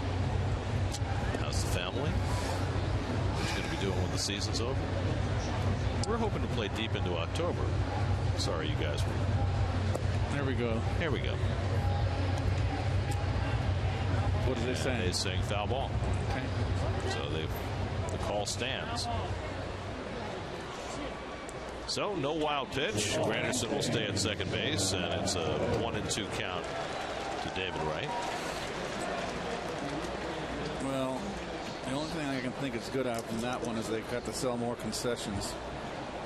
Do you think people went to the concession stand, or maybe they were sitting at the edge of their seats waiting for the denouement?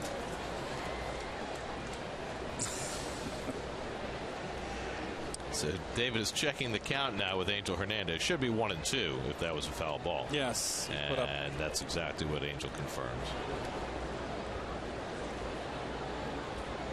So we're back underway. How long was that delay? Far too long. And right grounds one toward the hole. Suarez on his knees gets up and fires.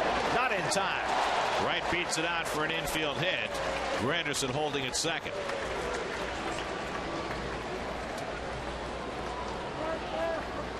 Well, once he went to his knees, he wasn't going to throw David out.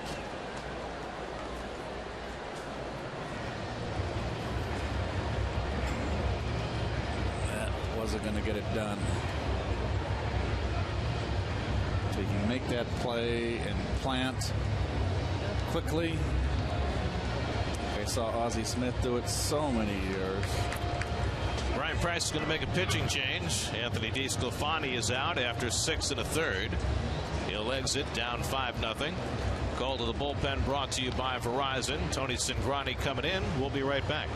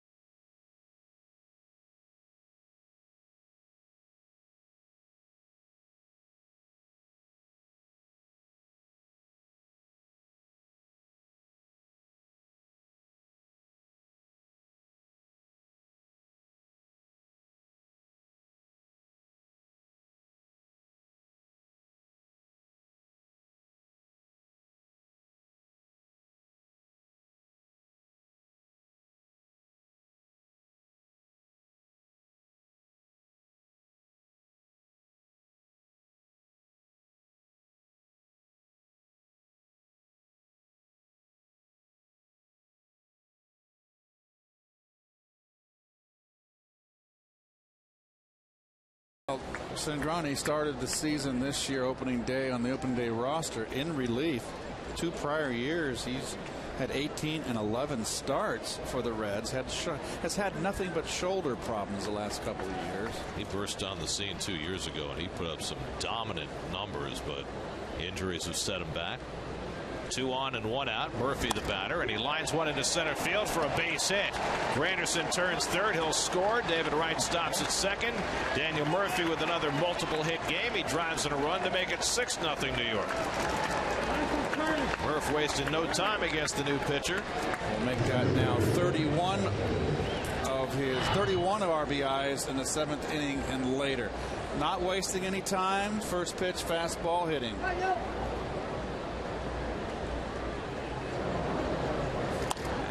He's going to score easily. I thought David had a shot to go first to third, and David had no intention. Just kind of pulled up. I thought he had a shot to go first to third. Maybe one of the concessions he's making to his back condition with a 6-run lead. Here's Cespedes, who's 2 for 3.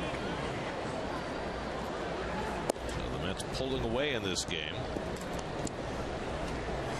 Looks like it's going to be the number 1 after tonight. Gare, knock on wood. There's every chance of that. Mets with a 6-0 lead here. The Nats down 8-2 now in the 8th inning. Getting into Mookie Wilson and Richie Ashburn territory. Yes. Fly ball deep right center field, but playable for Bruce. He gets over there to grab it. Wright will tag and go to third. And now there are 2 out.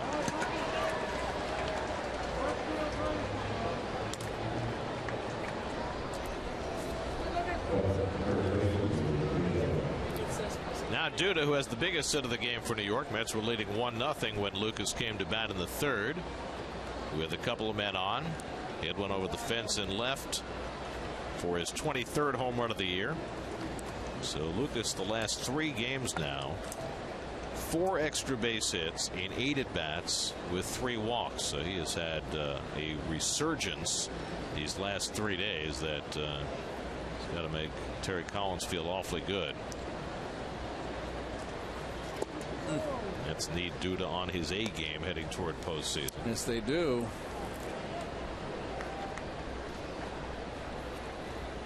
So he can get one of those hot streaks. He's had 2 of them this year. That would be very helpful, would it not? The one where he hit 9 home runs in 8 games, that would serve very well. Check out the conversation as Matt Cerrone talks with USA Today's Ted Berg about his expectations for the postseason, plus how the Mets should handle the rotation and bullpen on the latest Mets blog Q&A cast, only on Mets blog, presented by Citi, part of the SNY.TV blog network.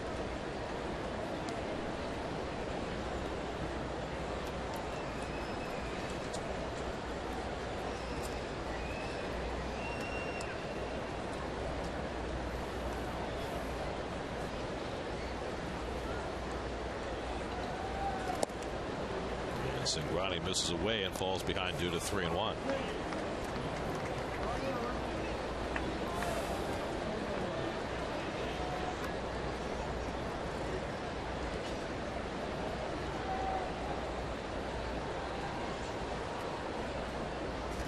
And Duda cracks one a deep right. Forget it. That is way out of here. Lucas Duda with his second 3-run homer of the night.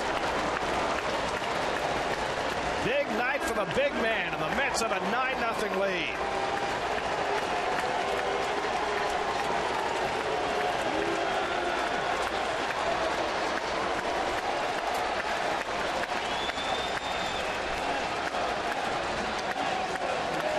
That was crushed. Yes.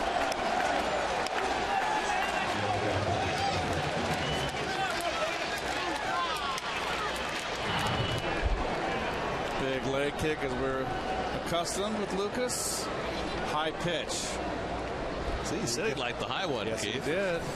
And he gets the barrel out. He squared it up. Can you imagine if he played in this ballpark, how many home runs he'd hit? Oh, it's a crush. Fat pitch. And 2 home runs, 6 RBI night for Duda.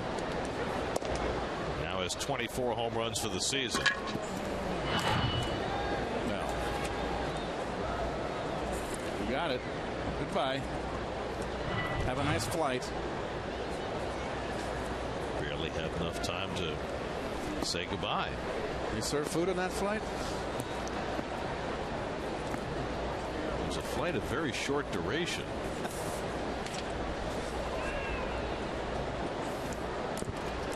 That's the 5th time this year that Duda, make it the 6th time this year that he's hit 2 or more home runs in a game. He had a 3 home run game against the Padres in July, and his 5th 2 home run game. So his home runs have come in multiples. Career high for Lucas. 6 RBIs. Could that be? Really? That's when he was hitting the solo home runs, I guess, when he hit the 3 home runs, Gare. Right. Well, the Mets need his thunder in the middle of the batting order, and it had been missing for a long time. He went a month and a half without a home run. He had the back problems that laid him up on the DL. He struggled after coming back, but these last 3 days, he has looked like the Lucas Duda of old. No, just makes contact to keep the at bat alive. Gives him 66 RBIs on the year. Daniel Murphy, by the way, with that base hit, has increased his RBI total on the year to 70, which leads the Mets. It's been a good RBI year for Daniel. You know, you mentioned those late inning RBIs for Murphy. What's he got, 31 now from the 7th inning on? Only 2 players in the National League have more. Right. And it's interesting who the 2 guys are. It's not, in one case, not a guy who's right at the top of the list. A.J. Pollock of Arizona has the most RBIs from the 7th inning on. He's got 34, and Carlos Gonzalez has 32. Back this way. Not right below us. I had it covered. Well, you have much better depth perception than I do. I was getting out of the way. What are you afraid of? It's only a baseball. I have a pen in one hand and a Tootsie Pop in the other. How am I going to catch the ball? It was coming right at me. You know that. Well, as long as you have it handled. Did I move? I didn't notice a glove on your right hand. Strike 3 called, so Darno's caught looking to end the inning. But a very productive inning for the Mets. Lucas Duda cracks his second 3-run homer of the night. And it was enormous. 9-0 Mets in the 7th.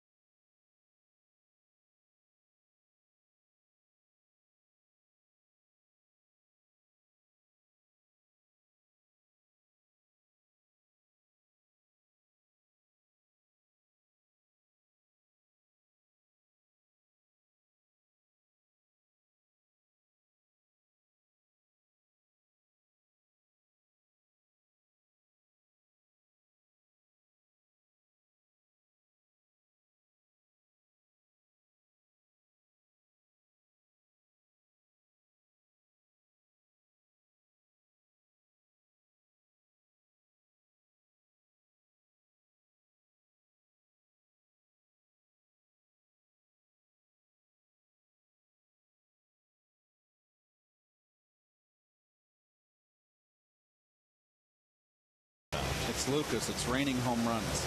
It's the Roebling Bridge, about after which the Brooklyn Bridge was designed back in the day.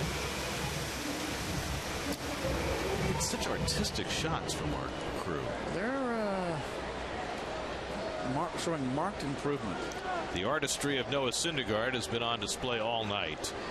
He has been right at the top of his game. He struck out 9 over 6 innings. He retired the last 11 batters, and now he's got himself a big lead to work with. Jay Bruce first pitch swinging. Murphy playing back in the outfield, throws him out. 1 pitch and 1 out for Syndergaard in the 7th.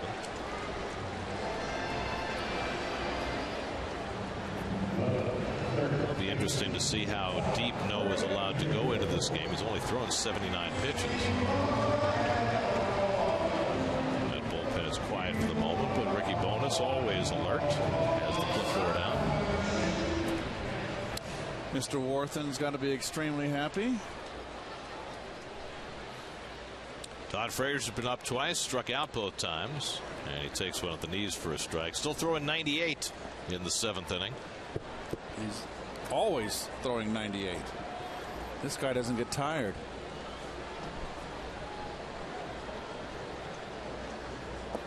Well, we were talking before about, you said back in the day he'd be going 9 innings routinely. And I think at some point in this sport, they've got to stop painting everybody with the same brush.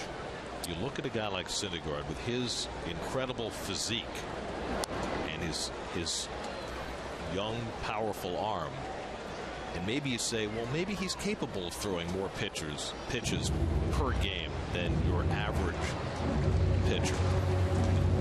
Well, I talked with Don Sutton when he pitched in Atlanta, and Don Sutton said he has beautiful mechanics. Now, I don't understand. He said he just tearing up Frazier. Strikes out Frazier for the 3rd time, 10th strikeout for Syndergaard. And he's effortless with his motion, so he's not tired. If you got a guy that was like Johan Santana, every pitch was every ounce of energy put into every delivery. Okay, but a guy like Syndergaard, when Harvey's healthy, hopefully 100%, his elbows, same thing. These guys are 240 pounds, for crying out loud. They're not little field mice. Syndergaard with 10 strikeouts tonight. 4th time now in his career he struck out 10 or more. First time since July the 10th when he struck out a career high 13 against Arizona. He is just dealing tonight fastballs and curveballs and changeups. Tomorrow night, game 3 of this series, actually tomorrow afternoon, a 4 o'clock start here in Cincinnati with Matt Harvey on the mound. It could be the day the Mets go for their clincher. Be with us tomorrow. Coverage begins at 3:30 right here on SNY.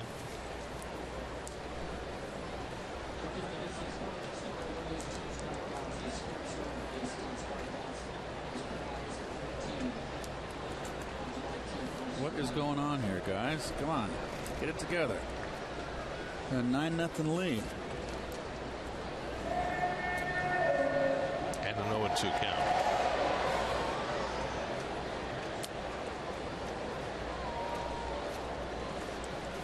Let's see what they decided. Change up.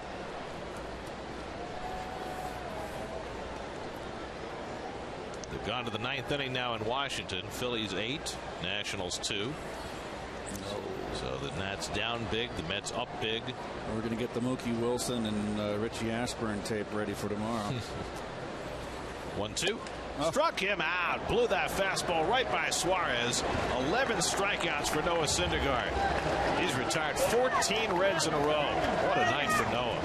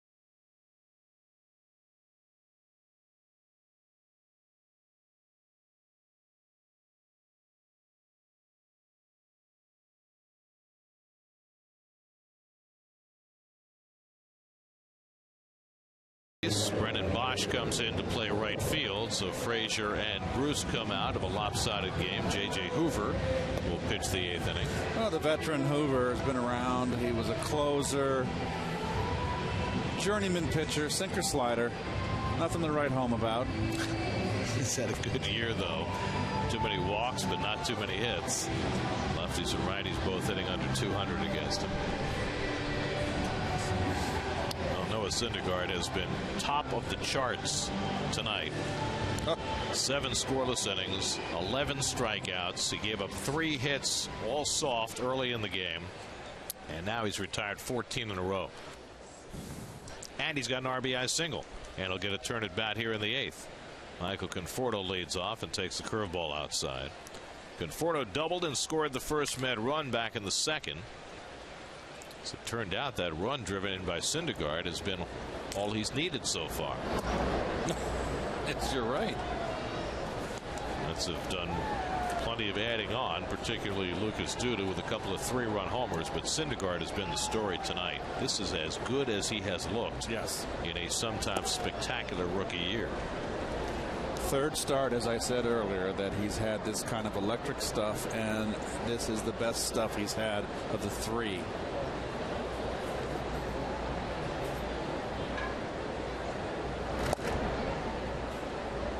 To Conforto.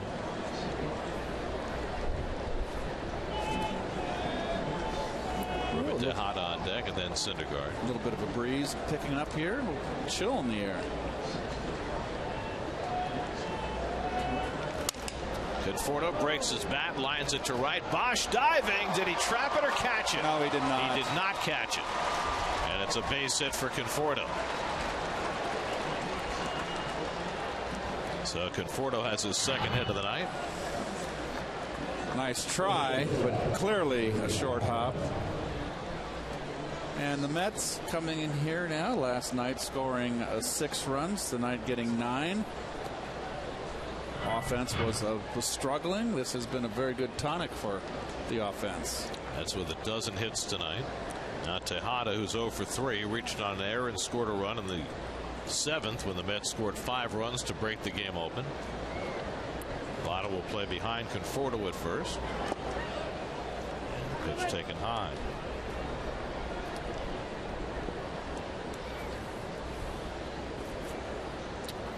Syndergaard on deck, so he will get the 8th inning at least. Noah has thrown only 87 pitches through 7.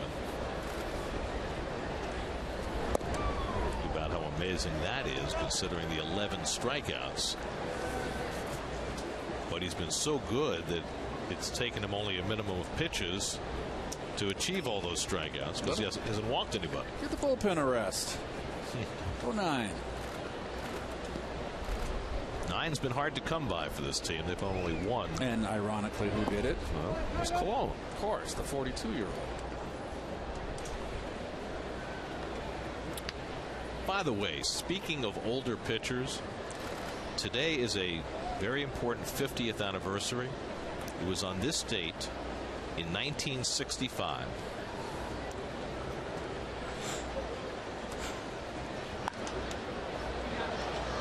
Down the right field line, that'll go out of play. Oh. That 59-year-old Satchel Paige threw 3 scoreless innings for the Kansas City Athletics. 59 years old. I told you when I was in Tulsa, Oklahoma, A. Ray Smith had him come to the ballpark every day, and he was, who knew how old he was? And he would had his rocking chair down the left field line in our bullpen. And I saw Satchel Paige every day, every home game. Very nice man. Fly ball to right, and Bosch is there. 1 out. Well, Satchel didn't make his major league debut until he was 42 years old, having been kept out of Major League Baseball, the color barrier. And Charlie Finley rolled him out there at age 59 in 1965, and he threw 3 scoreless innings. I mean, it's great. Think about where Bartolo will be in 17 years. You think he'll be ready to roll out and throw 3 scoreless? No. Well, Satchel Paige, I mean, I never had the pleasure, but he always from what I heard, kept himself in remarkable shape. Syndergaard flares one, and that'll fall for a base hit. What can he not do? A broken bat single for Syndergaard, his second hit of the night.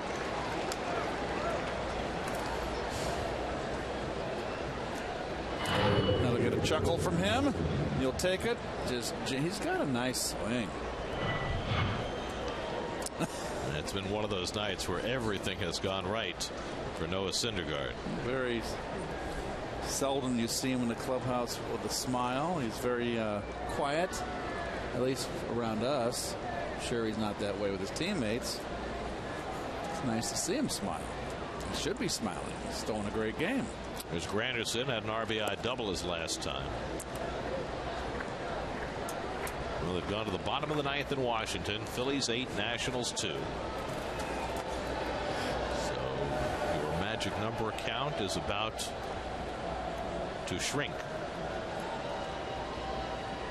Granderson drives one to deep right field, and that's long gone. Curtis Granderson adds a 3-run homer. And the Mets just piling on. It's 12-0.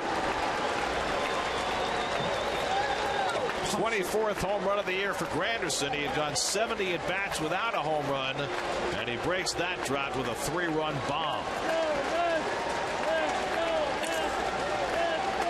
Punctuation mark on that one.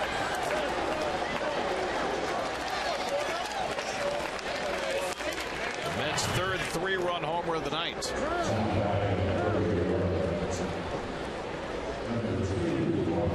Right down the middle, inner half down.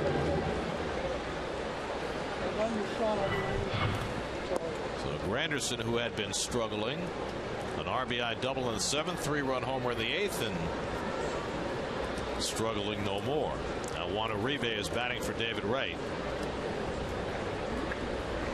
David had a couple of hits tonight. Just the second at bat for Uribe since he bruised his chest in the Sunday night game against the Yankees. But he appears to be fully healed.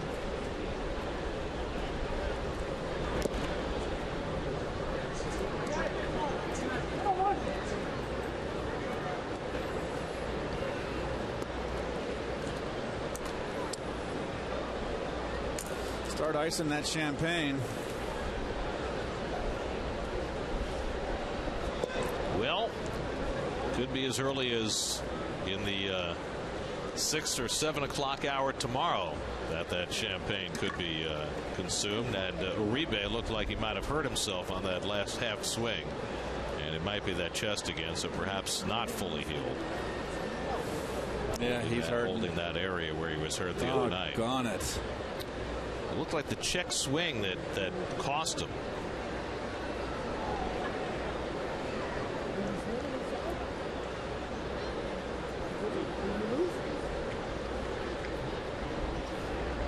So on an otherwise almost perfect night for the Mets, this is the sobering note. Uribe apparently re-injuring himself. He's hurting. He's having trouble standing up.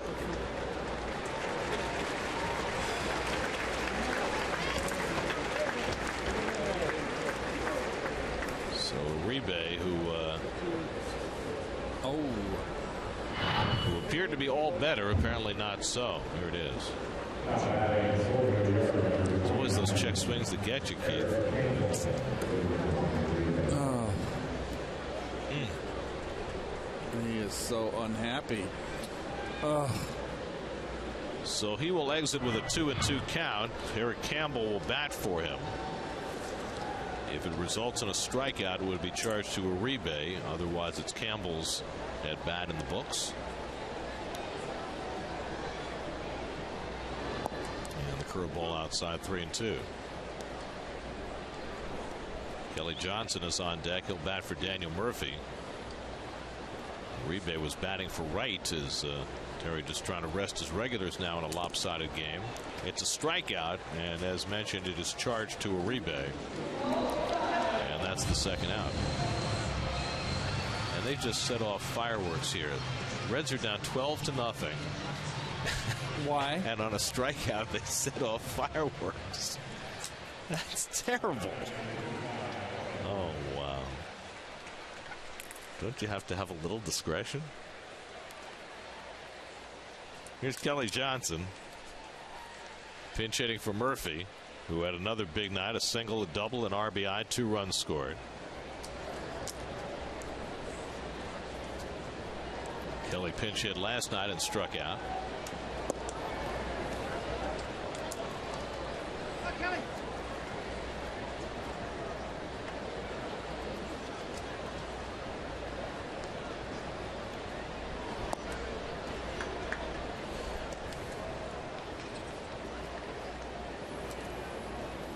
So a laugher for the Mets and a laugher for Terry Collins, but sobering losing Uribe. Well, he is such an important piece for this team. And, you know, the way he just left the field, you have to wonder when he might be able to play again.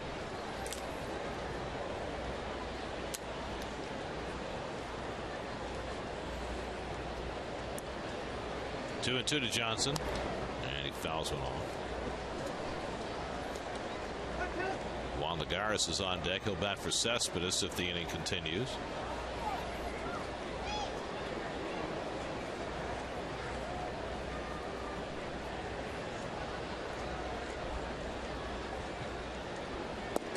Strike 3 called. That ends the inning.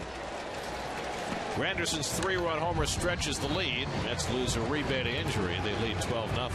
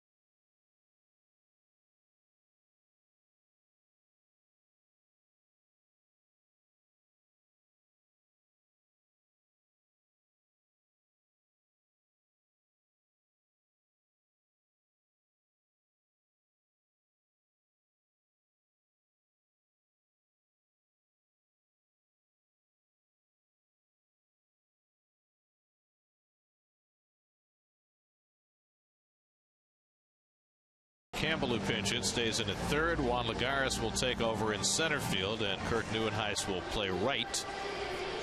But Noah Syndergaard still out there for the 8th inning, working on a 3-hit shutout. He's retired 14 in a row. He struck out 11 and walked none tonight. He has been spectacular. He'll face Adam Duvall leading off the bottom of the 8th, and he fouls back the fastball. 0-1. Tucker Barnhart, the catcher, on deck. Then Brennan Bosch, who's hitting 9th in the order. 2 out in the bottom of the 9th in Washington, with the Phillies leading the Nats 8-2. And that's now a final. Phillies win 8-2. Mets' magic number is down to 2. We're in Jimmy Pearsall, Marv Throneberry, and Bobby Valentine territory. Yes, we are. Maybe Mackey Sasso. Oh, it's been fun doing this. Ball is 0 for 2 tonight. He's lined out and struck out. Probably has the hardest hit ball against Syndergaard all night. And he laces that one to left. Conforto coming on to grab it. One away.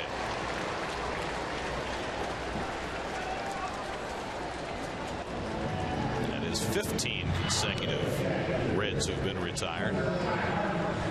He's on a nice little streak. The last man to reach was Jason Bourgeois. His bad hop single off Duda's glove with 1 out in the 3rd. Only 90 pitches for Syndergaard with 1 out in the 8th. Here's Barnhart, the catcher. Struck out and grounded out. He takes a curveball for ball 1.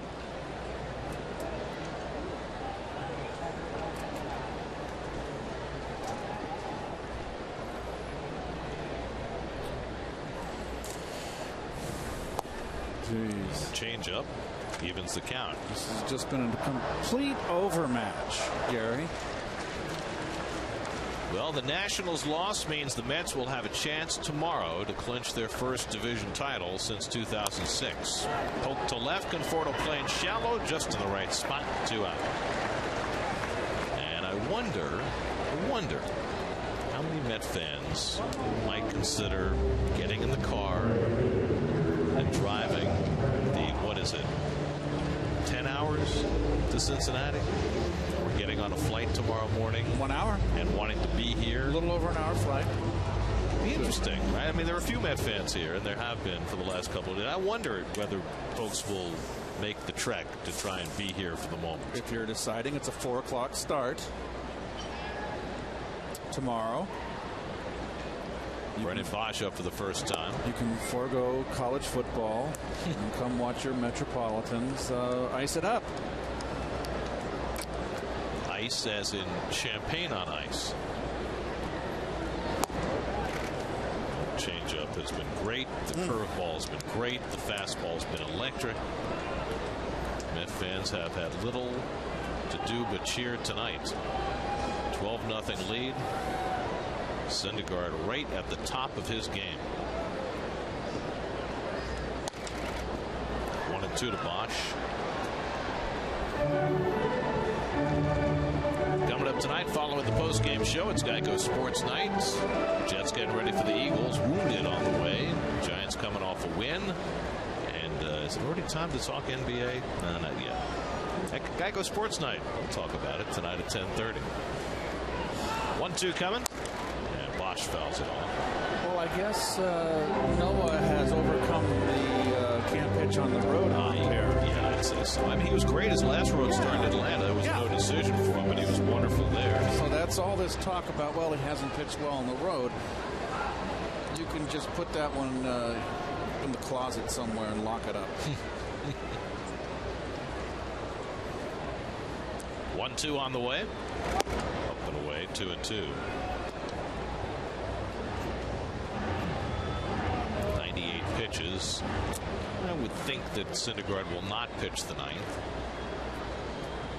So Rom with a baseball in his hand. He'll make the start on Sunday. 2-2 coming. Outside. And I think, we raised it a couple of innings ago. It's got to be a legitimate question now whether Syndergaard has put himself in the conversation for a potential Game 1 start in a postseason series. And much will depend on how DeGrom looks on Sunday. Maybe certainly Game 2. 3-2. Fouled off. 99 miles an hour on his 99th pitch of the night, or his 100th. So he has kept his velocity right through. He's retired 16 in a row.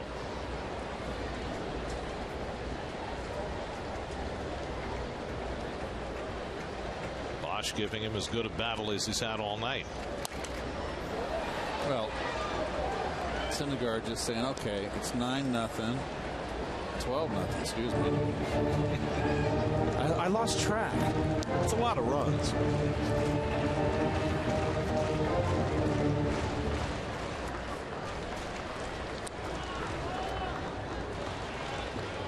This will be the 9th pitch of the at-bat from Syndergaard to Bosch.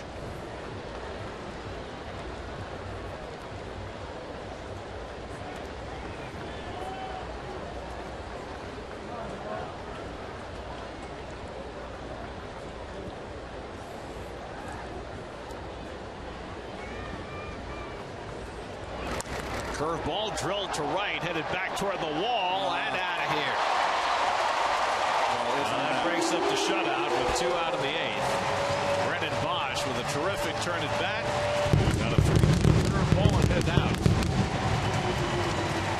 And now it's 12-1. For Bosch, his first home run of the season in his 80th at bat. That was a heck of an at bat. And ironically, Syndergaard said, okay, I'm going to throw a breaking ball here. Left-hand hitter, down and in. Nice hitting.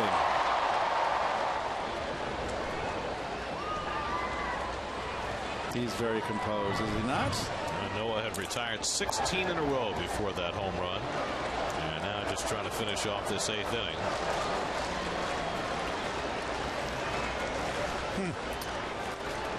Only the 4th hit he's given up. Bourgeois has 2 of them. Both on bouncing balls. And he bounces that one toward the middle, and he has his 3rd hit of the night.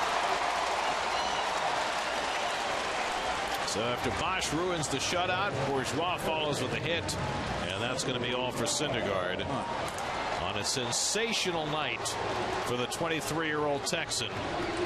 11 strikeouts, no walks, retired 16 in a row, and he'll exit after 104 pitches with every reason to feel superb about his effort, even though the last little bit of it might have troubled him.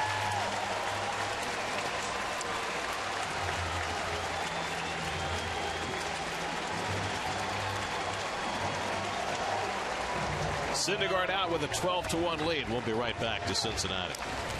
Brilliant.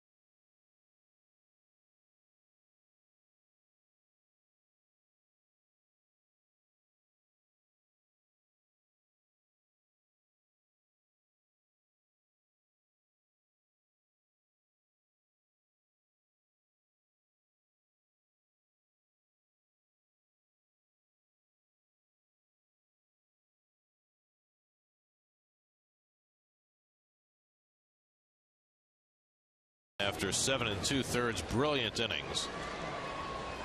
A little crimp put in his night with the home run by Brennan Bosch that broke up the shutout. Now Eric O'Flaherty will try and clean up the rest of this 8th inning. Comes in to face Joey Votto. Bourgeois takes off. Mets let him go. Defensive indifference. It's a call strike to Votto.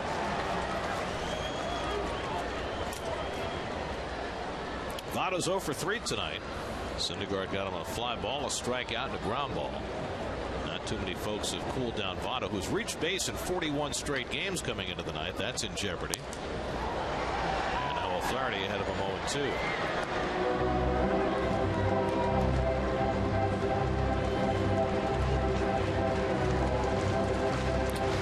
Meanwhile, the Rockies lead the Dodgers 7-1 in the 5th inning.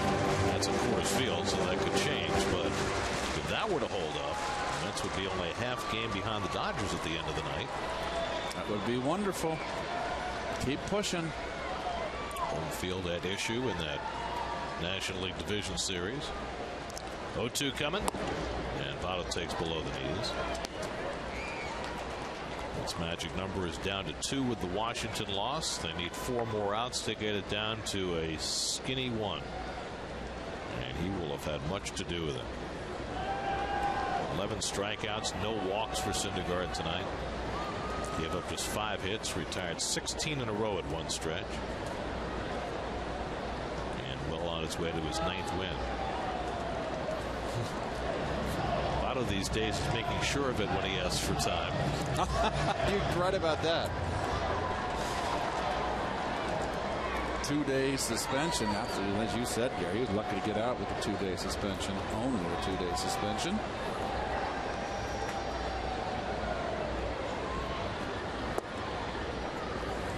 Two to Votto.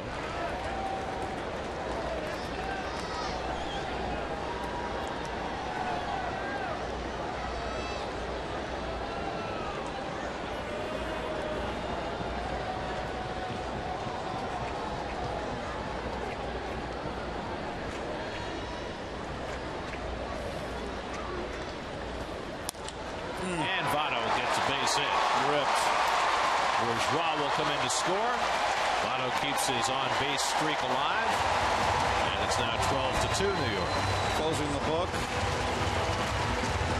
on Noah, giving up 2 runs. He can hit. And all lefties make the mistake. I think, look at the 2-inch choke up, Gary. We mentioned that last night. One of the best hitters in the game choking up.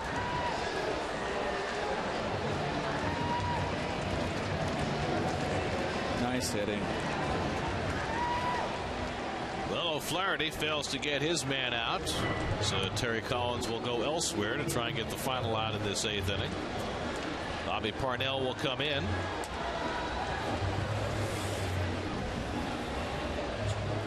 And we'll take a break. We'll be right back. Okay.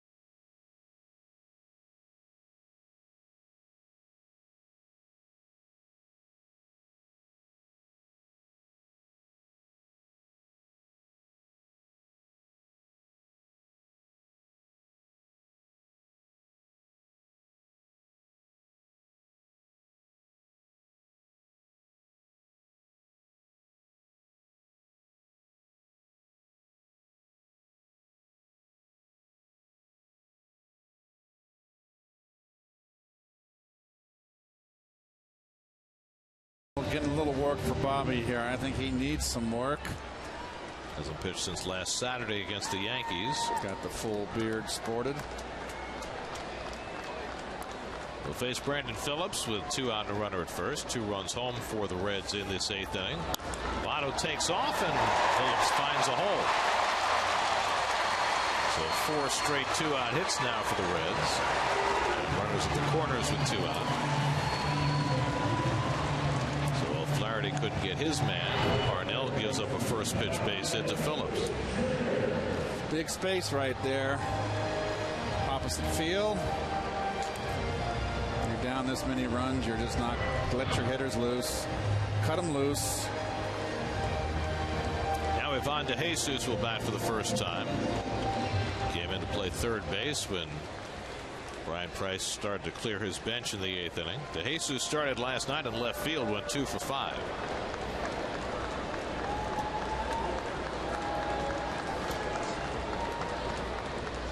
And Phillips takes off, and the Mets will let him go on defensive indifference.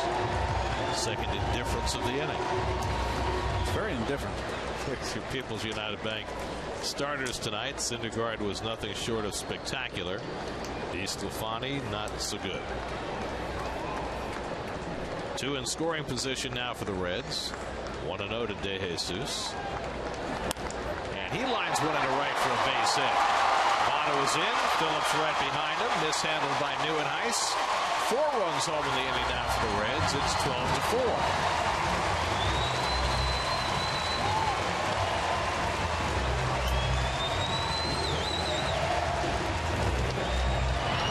Mets are having a hard time getting this last out of the 8th inning.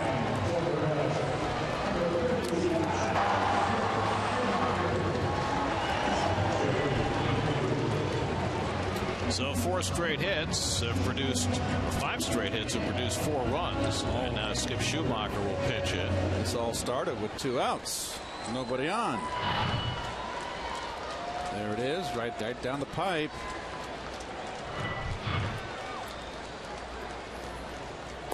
Schumacher batting for the pitcher, takes a strike.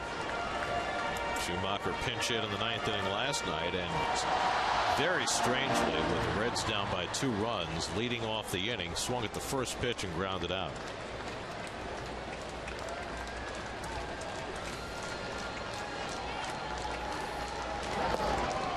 Ball and a strike to Schumacher. Well, 2 out and nobody on. Bosch had the 9-pitch at bat, hit a home run against Syndergaard. Bourgeois followed with his 3rd hit of the night. Syndergaard left. O'Flaherty gave up a base hit to Votto. Parnell has given up base hits to Phillips and to DeJesus. 4 runs have resulted.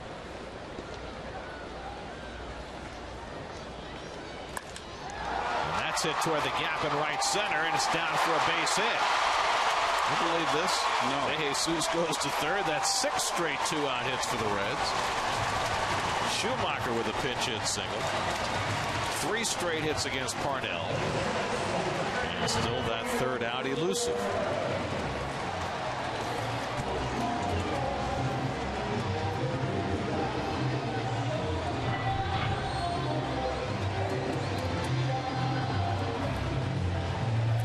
It's Eugenio Suarez, the 9th man up in the inning.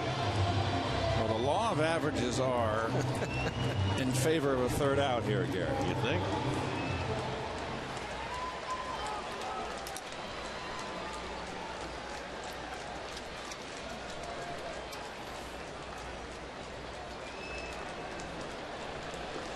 Suarez 1 for 3 tonight, singled back in the 2nd inning. He fouls off the first pitch fastball from Parnell. Nice to see Bobby throwing 96 miles an hour. Just that so far he hasn't been able to put it in the right place to get anybody out. And that gets Hansel Robles up in the Mets bullpen alongside Sean Gilmartin. Ball and a strike to Suarez. Meanwhile, in Houston tonight, the Rangers have built a 6-0 lead on the Astros in the 4th inning. 4.5 in front then, huh? Would be if they win. Suarez chases 1-2.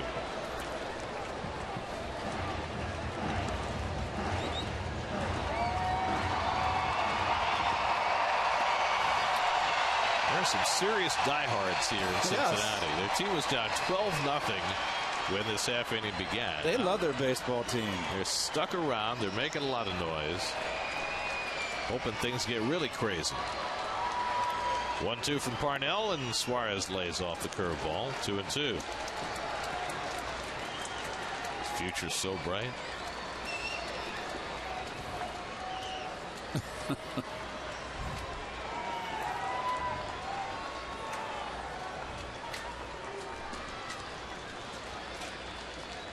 Two. Strike 3 called, and the madness comes to an end. 6 straight 2-out hits by the Cincinnati Reds. Net them 4 runs, but still an 8-run deficit going to the ninth.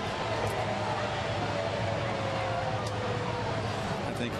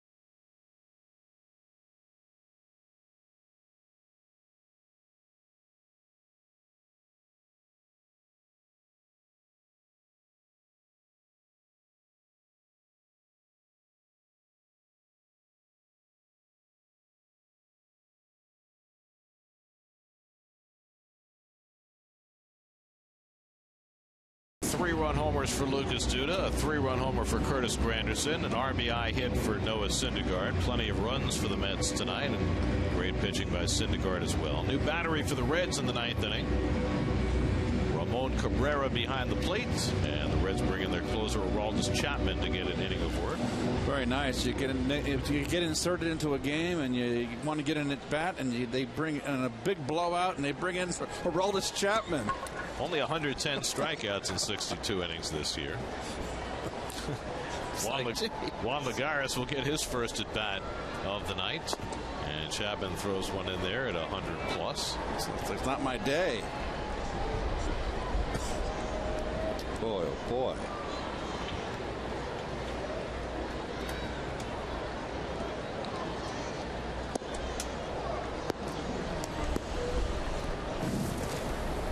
Dilson Herrera has come out on deck to bat for Lucas Duda. And Travis d'Arnaud is due behind him.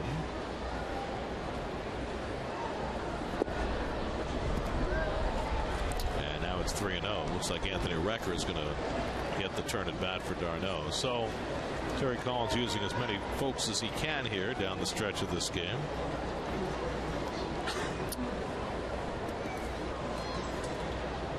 Chapman having himself another all-star season, but he walks Lagares on 4 pitches to start this 9th inning. This might be one of those days when you got a closer coming in and just not used to coming into saving games in tight spots.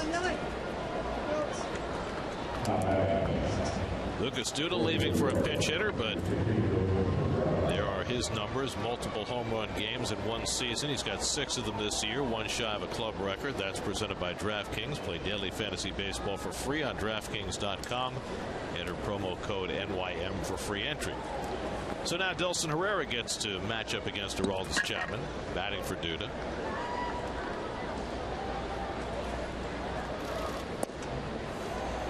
And Dilson takes a strike.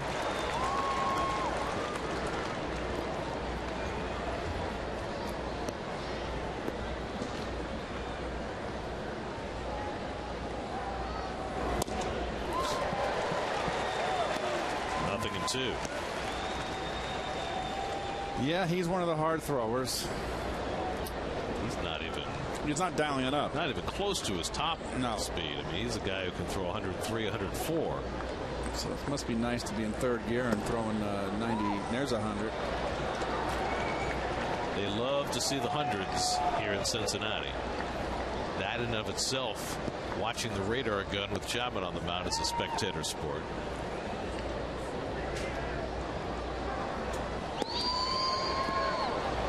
To Herrera. Anthony Recker out on deck to pinch hit.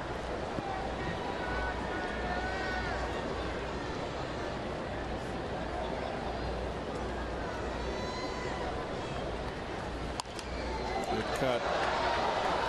I like Herrera. Herrera went back down to AAA and had himself a good season again, 300 year. See what he brings to spring training next year. He's 21 years old, and he's already had himself a couple of tastes of big league action last year in this. Sell out of play.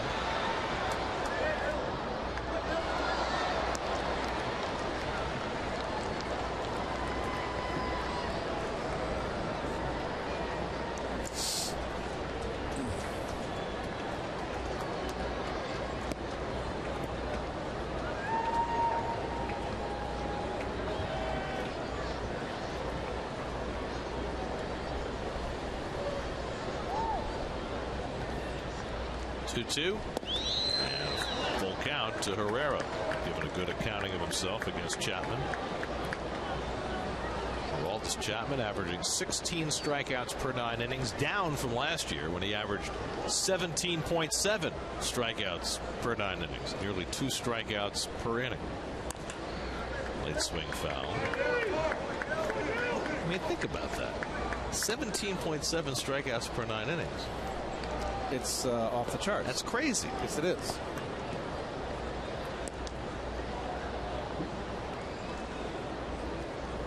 Remember earlier in his career when they talked about making him a starting pitcher? Ran him out there in spring training as a starter, and it never quite took. But he has a great niche as a fireballing closer. And he's battling here off the flamethrower.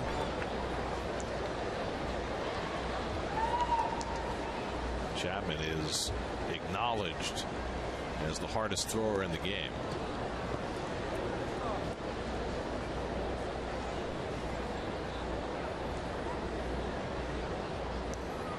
Average fastball velocity this year, 99.5. Herrera equal to the task so far. Similar at bat that Bosch had off of Syndergaard.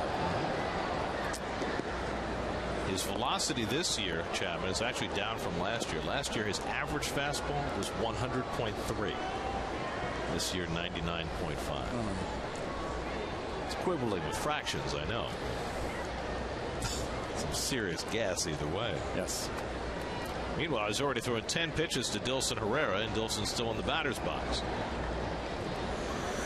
Chapman not quite used to this kind of effort. He'll have to throw another one. Dilson thinking they don't throw this way in Vegas. But he's taking his cuts. He certainly is.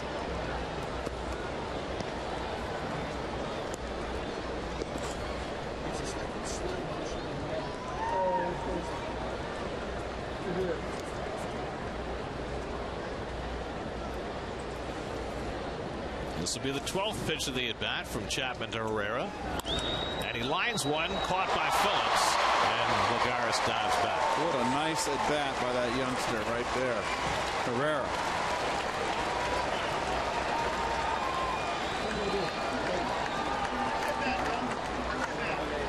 What a nice battle that was. And deservedly gets high fives for that. Let me tell you, that opens coach's eyes and manager's eyes.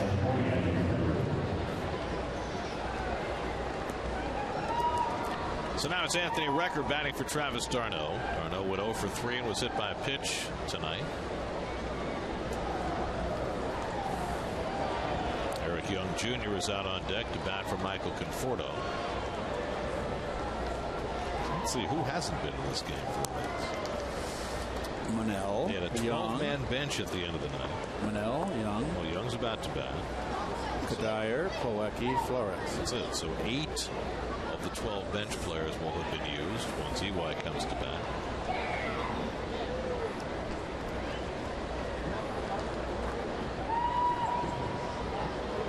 Get hard for the pinch hit at bat. He's got a bat in his hand.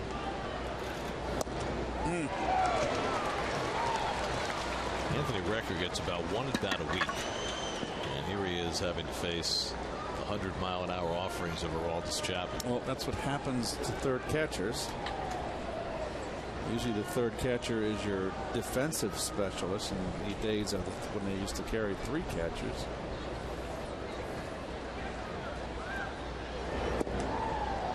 Classic example that I can remember that sticks out was those great Oakland A's teams.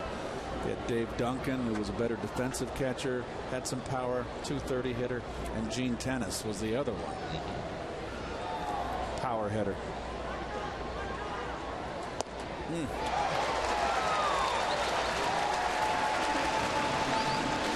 So Recker a strikeout victim.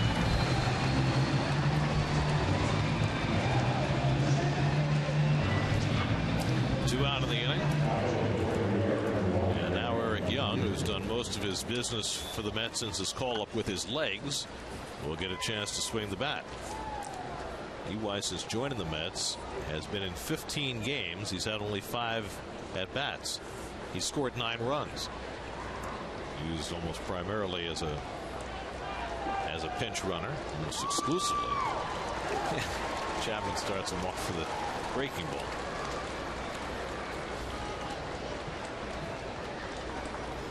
I don't think Chapman wants to give up a run.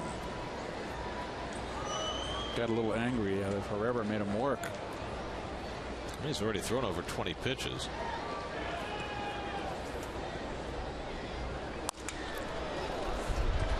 Handled by DeJesus, gets the force play, and that ends the inning. We go to the bottom of the 9th, 12-4 New York.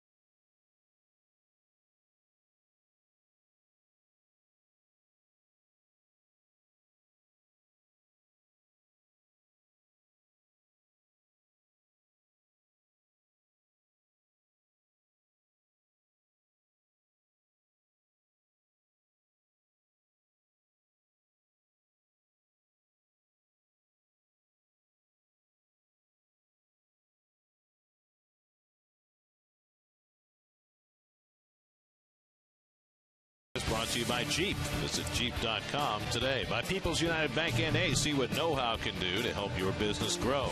By StubHub, the official fan-to-fan ticket marketplace of the New York Mets.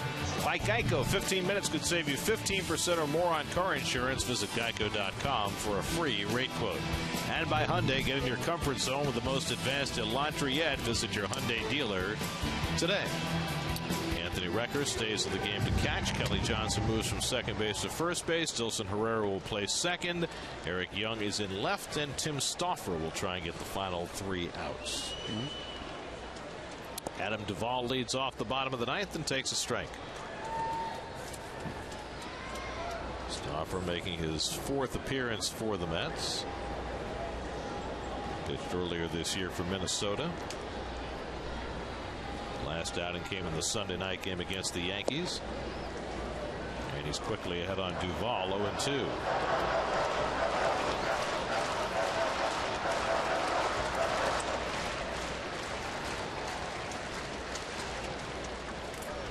Ramon Cabrera, the on-deck batter, then Brennan Bosch for the Reds in the bottom of the ninth. And Duvall lifts one to right, pretty well hit. Neuenhuis back near the wall, and it's out of here. An opposite field home run for Adam Duvall. Duvall hit 30 home runs in the minor leagues this year. And that's his 4th in the big leagues. And it's now 12-5.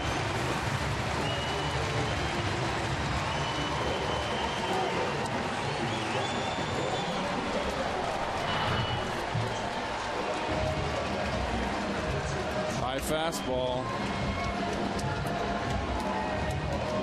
and you get it up in the air to right field, it's going to carry out of here. And that's a routine fly ball in most ballparks, but not here. Now Ramon Cabrera up for the first time, came in to catch in the last inning. Well, the last thing Terry Collins wants to do is get his primary relievers even thinking about warming up. I think we're a ways from that. Well, it was 12-0 with 2 out of the 8th. Now 1 out later, it's 12-5.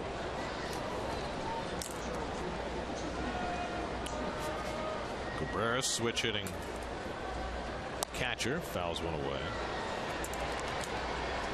I said earlier tonight that the Reds have 2 switch hitting catchers. They actually have 3 switch hitting catchers. Pena, Barnhart, and this guy. That's crazy. I mean, how many Ted Simmonses and Todd Hundleys are there? Well, they're not Ted Simmons out there. Sorry, that's a stretch. 2-2 now to Cabrera.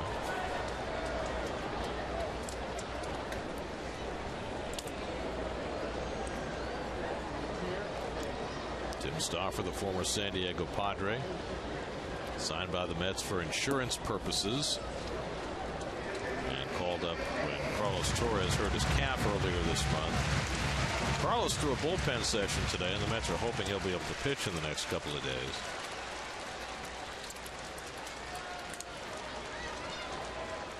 (3-2) to Cabrera, and he slaps one down to third. Campbell charging, and his quick toss not in time. Not well played by Campbell, and it's an infield hit for Cabrera. Not at all played well. Nothing on the throw. It's like he shot put the ball in first.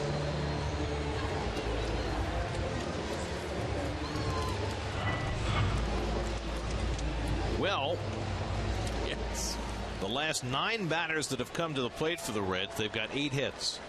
Brennan Bosch started the whole thing with a 2-out home run against Syndergaard to break up the shutout in the 8th inning. Now he bats for the 2nd time in the game and takes below the knees from Stauffer.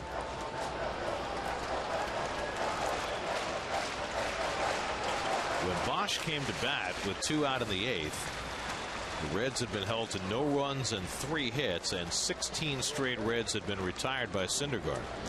Now 8 of the last 9 batters have had base hits. And now Stauffer behind on Bosch, 2-0. And it may not be long before Terry has to get one of his primary guys up. And there's Hansel Robles starting to loosen. You would hope not. Well, can't lose a game you once led 12-0. I believe 12 is the largest lead ever blown in Major League history. Really? Yeah. But I'd like to know what the largest lead blown late like this would be. Does it matter? If you lose a 12-0 lead, it doesn't get much worse than that. I don't care if it was 12-0 in the second. Okay. 2-2 now to Bosch. But you know, Met fans live with great anxiety. So you should know that it rarely happens.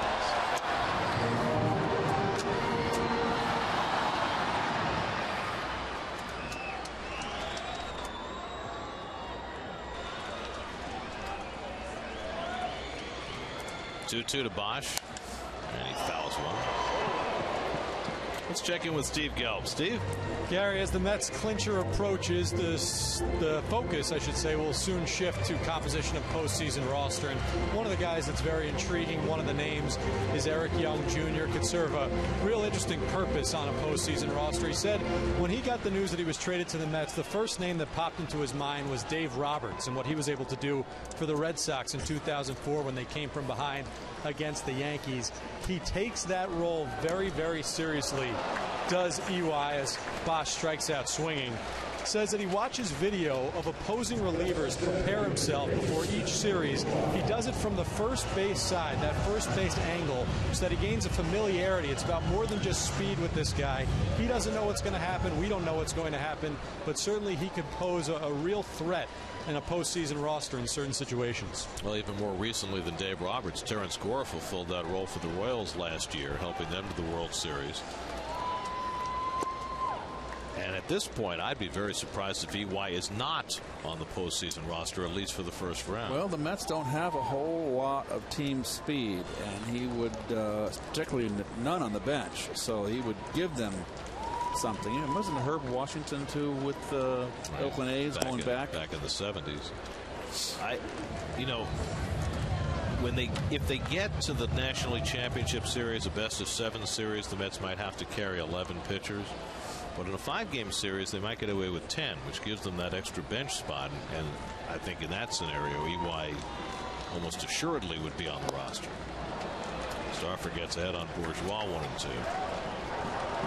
I mean, he gives them, as you say, a dimension they just don't have. Well, he's won a few ball games for the Mets in this stretch run here, right, with his stolen bases. Seems every time he's on base, he scores. And what I like about Eric, when he's in the game, he doesn't hurt the hitter who's up. He steals quickly. Bourgeois strikes out, so Stauffer steadies things with back-to-back strikeouts, and the Reds are down to their final out.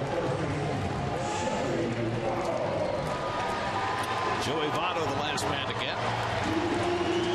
Votto extended his on-base streak to 42 straight games with an RBI single against Eric O'Flaherty in the 8th.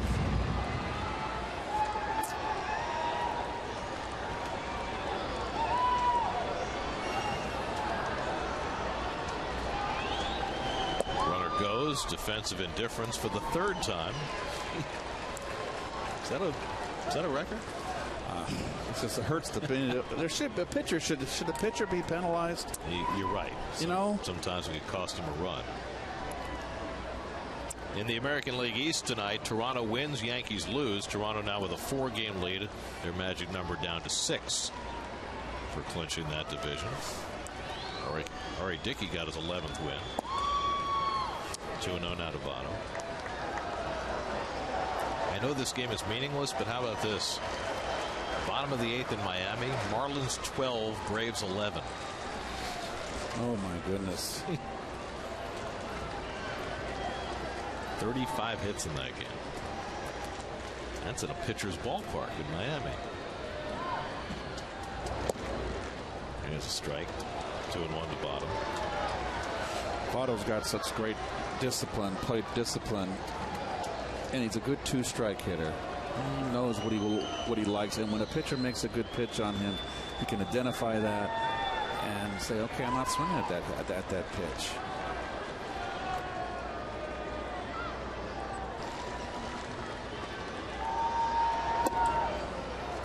Stauffer behind him 3-1. Brandon Phillips would be next.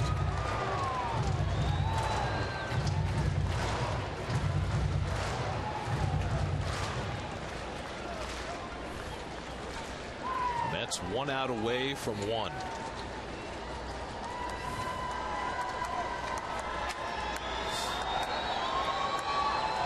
One's the loneliest number. 2 can be as bad as 1.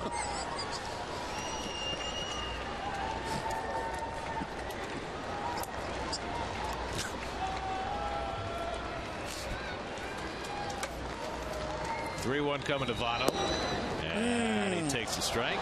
Good pitch. Now the Reds are down to their last strike. Votto does not like giving bats away, does he? Well, I thought it was.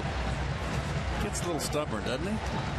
He talks to umpires. He thinks he has great strike zone judgment, which he does.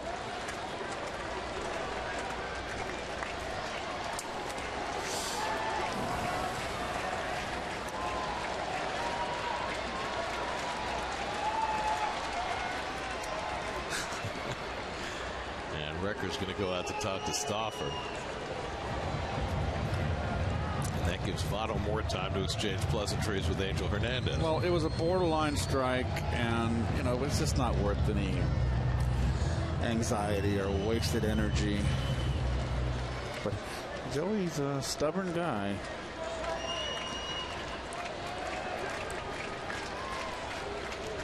I just love the way he chokes up on the bat.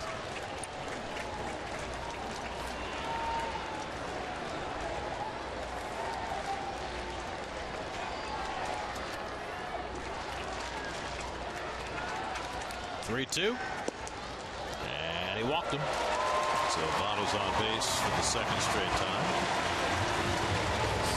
You know, talking about Votto choking up on the bat, it always shocked me that all the great years Barry Bonds had, when he was choking up on the bat, that no players tried to copy that. Agreed. And the same thing true with Votto. Here's one of the best hitters in the game choking up, and you don't see anybody else doing it. Terry Collins has seen enough of Tim Stauffer, sends him on his way, and will bring in Hansel Robles to try and secure the game's final out. 12-5 Mets in the ninth. We'll be right back.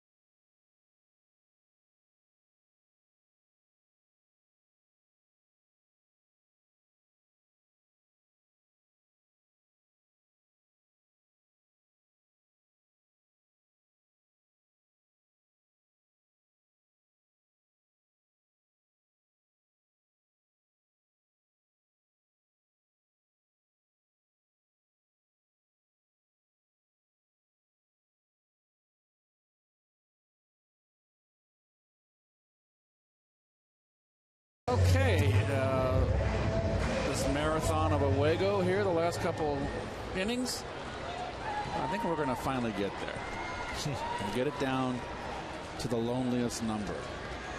2 on and 2 out. Brandon Phillips 1 for 4 tonight at a base hit his last time up against Bobby Parnell, and he goes after the first pitch slider. 0-1. Ball goes one way, Mask goes another way. Oh.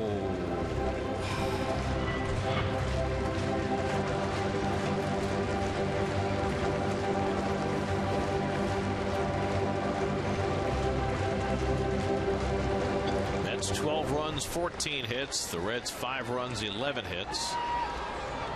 It's built a 12-0 lead before the Reds started this late inning rally. And Phillips pops it up, and that should do it. Dilson Herrera called off by Neuenhuis, and the Mets' magic number is down to 1. Noah Syndergaard absolutely sensational tonight. Lucas Duda, a pair of 3-run homers, and the Mets beat the Reds for the second straight night, 12-5, to clinch at least a tie for the National League Eastern Division title. Well, it took a long time to get here, but it's finally put to bed this game, and the Mets exploding again offensively. The big guys. Granderson 2 for 5 with a home run and 4 RBIs. Duda, of course, 2 for 4 with 2 home runs and 6 RBIs. Daniel Murphy, another 2-hit night for Daniel and an RBI. Syndergaard, 2 for 4, run score.